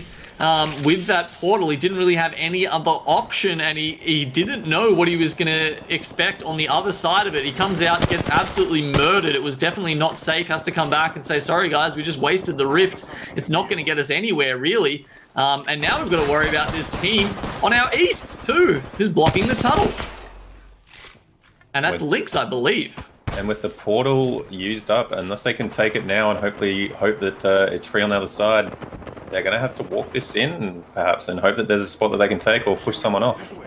So what's the play here? Do you push the Gibby through first and try and use him with the bubble? I would walk up, which is what they're trying to do here, because the Gibby does give them the ability to walk into a zone. At least they get a few seconds of reprieve if they have to chuck down their bubble. Oh, and they get a kill on Made in Thailand too as well. A little down at the very least. They're going to go over and finish him off. It's a high priority target. Templix is gone. Jim Burton's down. All of a sudden, Made in Thailand Team 2 are out. I think that was roughly 8th place, so they will grab themselves at least 3 placement points, that is. And with all those kill points on top of it, they may have put themselves out of contention. Anyone else is going to be really struggling to push up. That said, 26 points is, it's not out of the realm of possibility. We've seen it already happen once tonight, and if Athame keep going on the murderous rampage that they are, maybe they can get up that high. Well, that's right. Made in Thailand Team 2 should end on around 68 points. So as long as Athame can manage to get 26 or more, ideally 27, otherwise we'll come down to a tiebreaker, they may have an opportunity to take first, but if not, they're definitely well placed to take second or even third or fourth if the other teams performed well enough. Yeah, considering that they were 10 points behind that block at the start of this game, that would be certainly a formidable effort here. And we see Lynx still in play, though. That's one of the teams that they really need to worry about. Headhunter's not doing so well, but at least they do have a good position on top of the hill, the Hemlock. This way. The 2x on that will give them a little bit of range. Let's explore this way. They are well placed where they are, but unfortunately the next zone going in, there's only 1 or 2 rocks where they get a tiny bit of cover. Other than that, they're quite open. Okay, now Skirt has the R99 and the Peacekeeper. How many, I know there's only 2 members left alive for the Headhunters, but how many does that count as? I would probably say in the hands of Skirt, that does count for another player if he can get up close. But that's the problem. This is an open zone, and he needs to be able to get up close to really get the full benefit out of the R9 and the PK. Yeah, I mean, you just saw it. He was trying to snipe with it long range, and I mean, I know the choke's good. It's a care package weapon, sure, but it's not exactly a sniper. Sometimes it kind of feels like it, frankly. But anyway, we've got Armory Gaming. We see them. Nice position in the circle. Athame rotate in. Jaro not going to be able to make it in with his teammates. Dodging and ducking and diving is not good enough for Athame. That ends their chances of taking out the dub here tonight. Lynx, one of those teams that still has the option, still has a chance to win this. They're going to get a kill. A lot of kills. A lot. They need to. There's 12 people left in the lobby, 9 apart from them, and they probably need to get almost all 9 of those for this to go their way. So let's see, how many can they get? At the moment, they're having to play defensive. Unfortunately, they've taken the damage. And they really need to get not only do well, but probably be lucky here in that other teams are, starting off kills and getting into fights and not letting them do anything. Unfortunately, it's Wolfpack. It's Zaratas and Kissans who do the damage, who start reducing the number of kill points left. Lynx have picked up that R9 though. I don't know if one of them's taking the PK, but that does put them in good stead for this final zone coming up to be able to put out the damage really quickly. But as you said, I don't know if there's enough kill points left for them to take the win. Down to the 3 squads left now. It's Armory Gaming and Wolfpack Arctic sitting down here in the Dorito building, awaiting their fate. Wolfpack on the low ground. Armory the high. Lynx even higher, but They have to have the move rotation in. Yep.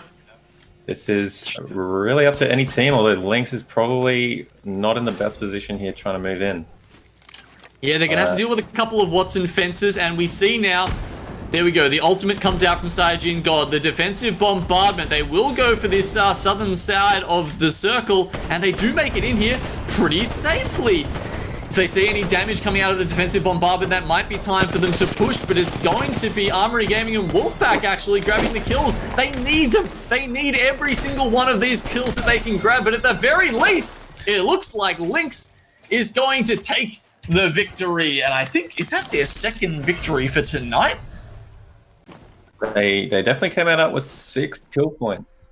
With the win and the 6 kill points, I'm not sure if that's going to be enough.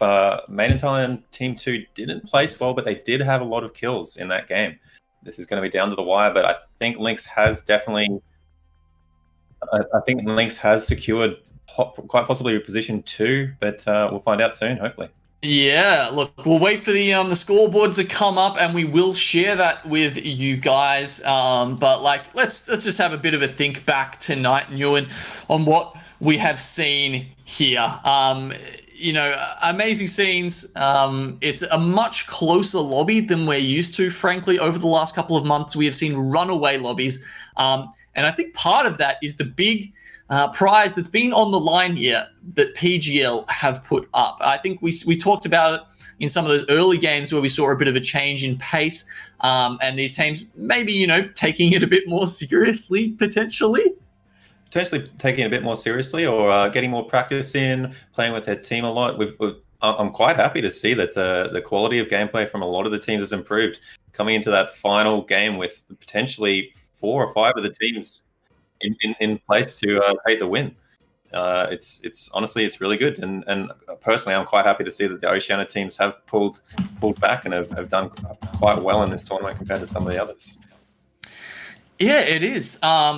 It's great to see that. I mean, I think the thing that really interests me is like when we finally get back to LAN, you know, when we finally seeing, you know, all of these teams playing against each other like we did at the Poland preseason invitational, like we did at X Games when, you know, some of the players we saw tonight, they were there, and we're getting to get that clash of styles. Do you think that OCE and the rest of APAC South are going to continue their you know, headstrong, aggressive ways, or do you think they will be molded into playing the more conservative style by the other teams that do so from overseas? That's an interesting thing to consider, really. I mean, I would love to see APAC South players play in a tournament against the NA or the EU teams. I feel like some of the top fragging teams, like Made in Thailand Team 2, will probably still get away with getting a few kills, but I feel like they're going to have trouble if they get into a LAN with some of these more defensive teams who are well placed to know where the zone needs to go, to get a good placement, to hold where it is. They may find that they get the kills early because they'll use shock and awe tactics to surprise these other teams, but then they might have trouble getting placement in a LAN. Yeah, especially if there's a heavy concentration inside, like we do see sometimes in those overseas lobbies. Well, I mean, I can't wait for the Jen Burton v Snipe Down Showdown. You know, I want to see like these amazing. Yes, exactly. who can click faster? You know, who can come out with the burst fire and take the other one's head off? That would be really quite something to see. Obviously, you know, he did amazing over the course of tonight. I don't know if I can't find it myself. If you can find you know, the kills stats tonight, give us some juice. Well, we had Jen Burton in #1 place for kills with 17 and an amazing 6,950 total damage. That puts him quite ahead of the pack. Although Templex, another Made in Thailand player, is behind him at 14 kills, 5,000 damage. And then we have a representative from Oceania, Zero from EXO, with 13 kills, tying with Divinism from Thornbury Esports and Zaratas from Wolfpack, both at 13 as well. There you go. Yeah, I mean, that's sort of speaks to some of the teams that we thought were, really going to be pushing out the big numbers tonight. We're just tallying up those final scores, guys. I think it's going to be a very close one. Double checking everything, crossing our I's, dotting our T's. No, wait, the other way around. Apparently, I'm as bad at my penmanship as I am at reading a compass. But it's hopefully our graphics team is a little bit more capable than I am, and we'll be able to get that information to us soon. I'm really excited to see how this shakes out in the end. With Lynx coming up there and getting that first place, that's obviously going to push them closer to the top. With Athame, having that early run where they managed to capture a lot of kills, it's going to do pretty well for them as well. And we're really close to getting that graphic up, guys, and letting you know who is the champion for APAC South and the PGL Apex Legends Showdown. Who's going to walk away with the $4,500 first prize? I mean, that's some decent money to be walking away with. Yeah, well, no matter what happens for those top teams, I think they should all be quite happy with how they performed, keeping it quite close even into the final game. Okay, guys, we've got it here. It's the moment of truth. Lay it on us, production. Who has won tonight? Oh my god, it's Lynx Thailand. They have actually come from behind and sniped it out from Myth Team 2. So despite being behind, they will be your victors on 70 points. And as you can see there, it's the consistency, it's the placement points that got them over the line. I mean, Myth Team 2, 42 kill points. Lynx, 42 placement points, and just the 3 kill points separating them there to get them the victory. Thornbury Esports certainly can be happy with 55 points, and a tiebreaker actually will put them ahead of EXO. I better double check that. Well, with the top 4 teams did manage to hold on to their top 4 placements, although of course we did have them move down with Lynx moving up to take the win. Unfortunately, Athame, they had an amazing game, and if they'd placed slightly better, they probably would have jumped up there. They're only just behind, 1 point behind third and fourth. They nearly snuck in a third, but definitely a good game. Yeah, incredible. And yeah, so Thornbury Esports, of course, they had a win with 13 kills, and that the highest point game you have, that is the first tiebreaker. So that's what puts them above EXO and into that top 3 position. Well, that's a fantastic finish to the night there. Thank you guys so much for sticking with us tonight. We had a fantastic time. It was so great to be able to get some of this top tier APAC South, Apex Legends action and bring it directly to you guys. We can only hope there's more of this in store for the future. APAC South deserves the broadcast, and we hope we'll be able to. Trust me, we're working hard behind the scenes trying to do this as much as we can and get this guys out for you. So if you want to see more of it, please give us a follow on Twitch. Follow us at GG Longshot on Twitter. We'll be posting there. We cast the GLL Community Cups almost every Friday night, and pretty much anything else we can get our hands on. I've been Genome. You can follow me at Twitter on GenomeGG. Follow Give Newen. He's apparently a bit of a Twitter phobe, but he streams regularly, and you can see him absolutely slapping noobs over on his channel there, which you can count the ends. How many is that? 4 on the end. Yep. Anyway, it's been a fantastic night. Thank you so much.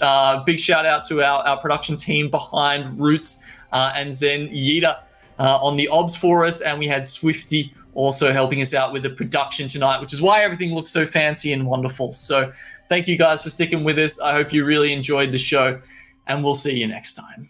See you guys next time.